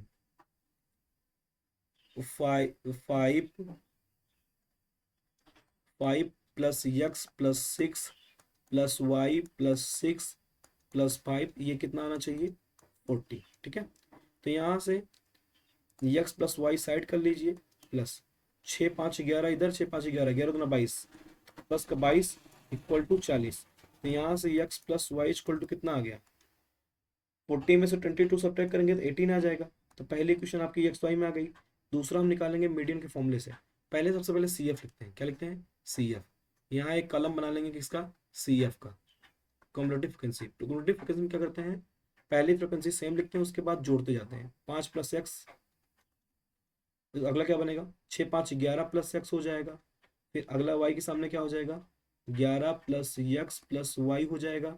यहाँ से क्या हो जाएगा, 11 6 17 प्लस एक्स प्लस वाई हो जाएगा। और लास्ट वाला क्या होगा, 17 5 22 प्लस यक्स प्लस वाई। ठीक है, अब यहाँ से हम क्या करेंगे, अब निकालते हैं मीडियन कैसे निकाला जाता है, और उसको मीडियन की वैल्यू से क्या कर देंगे, इक्वेट कर देंगे। ठीक है, तो मीडियन का फॉर्मूला हम जानते हैं कि m इक्वल टू होता है l प्लस ब्रैकेट में n/2 minus C F upon F into H.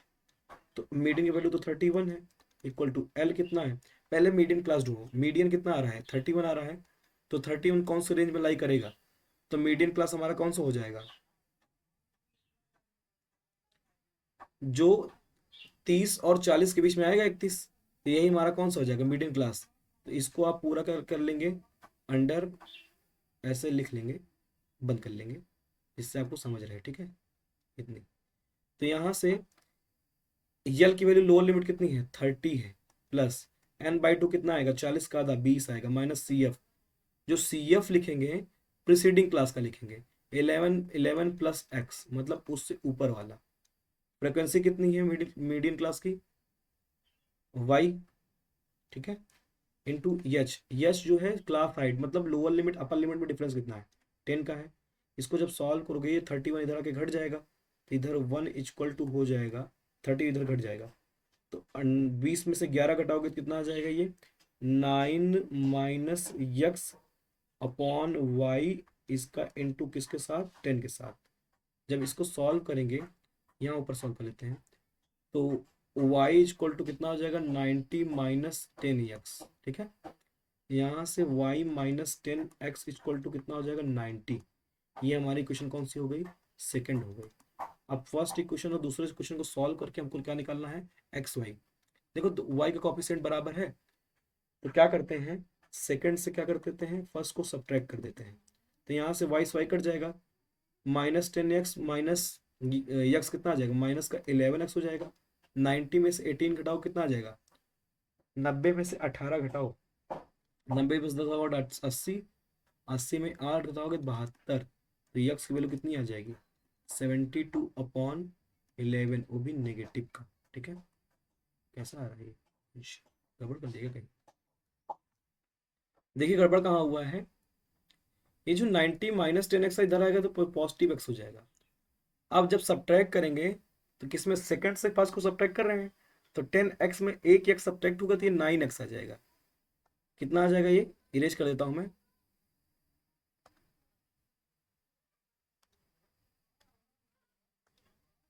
Erase कर देता हूं। ठीक है,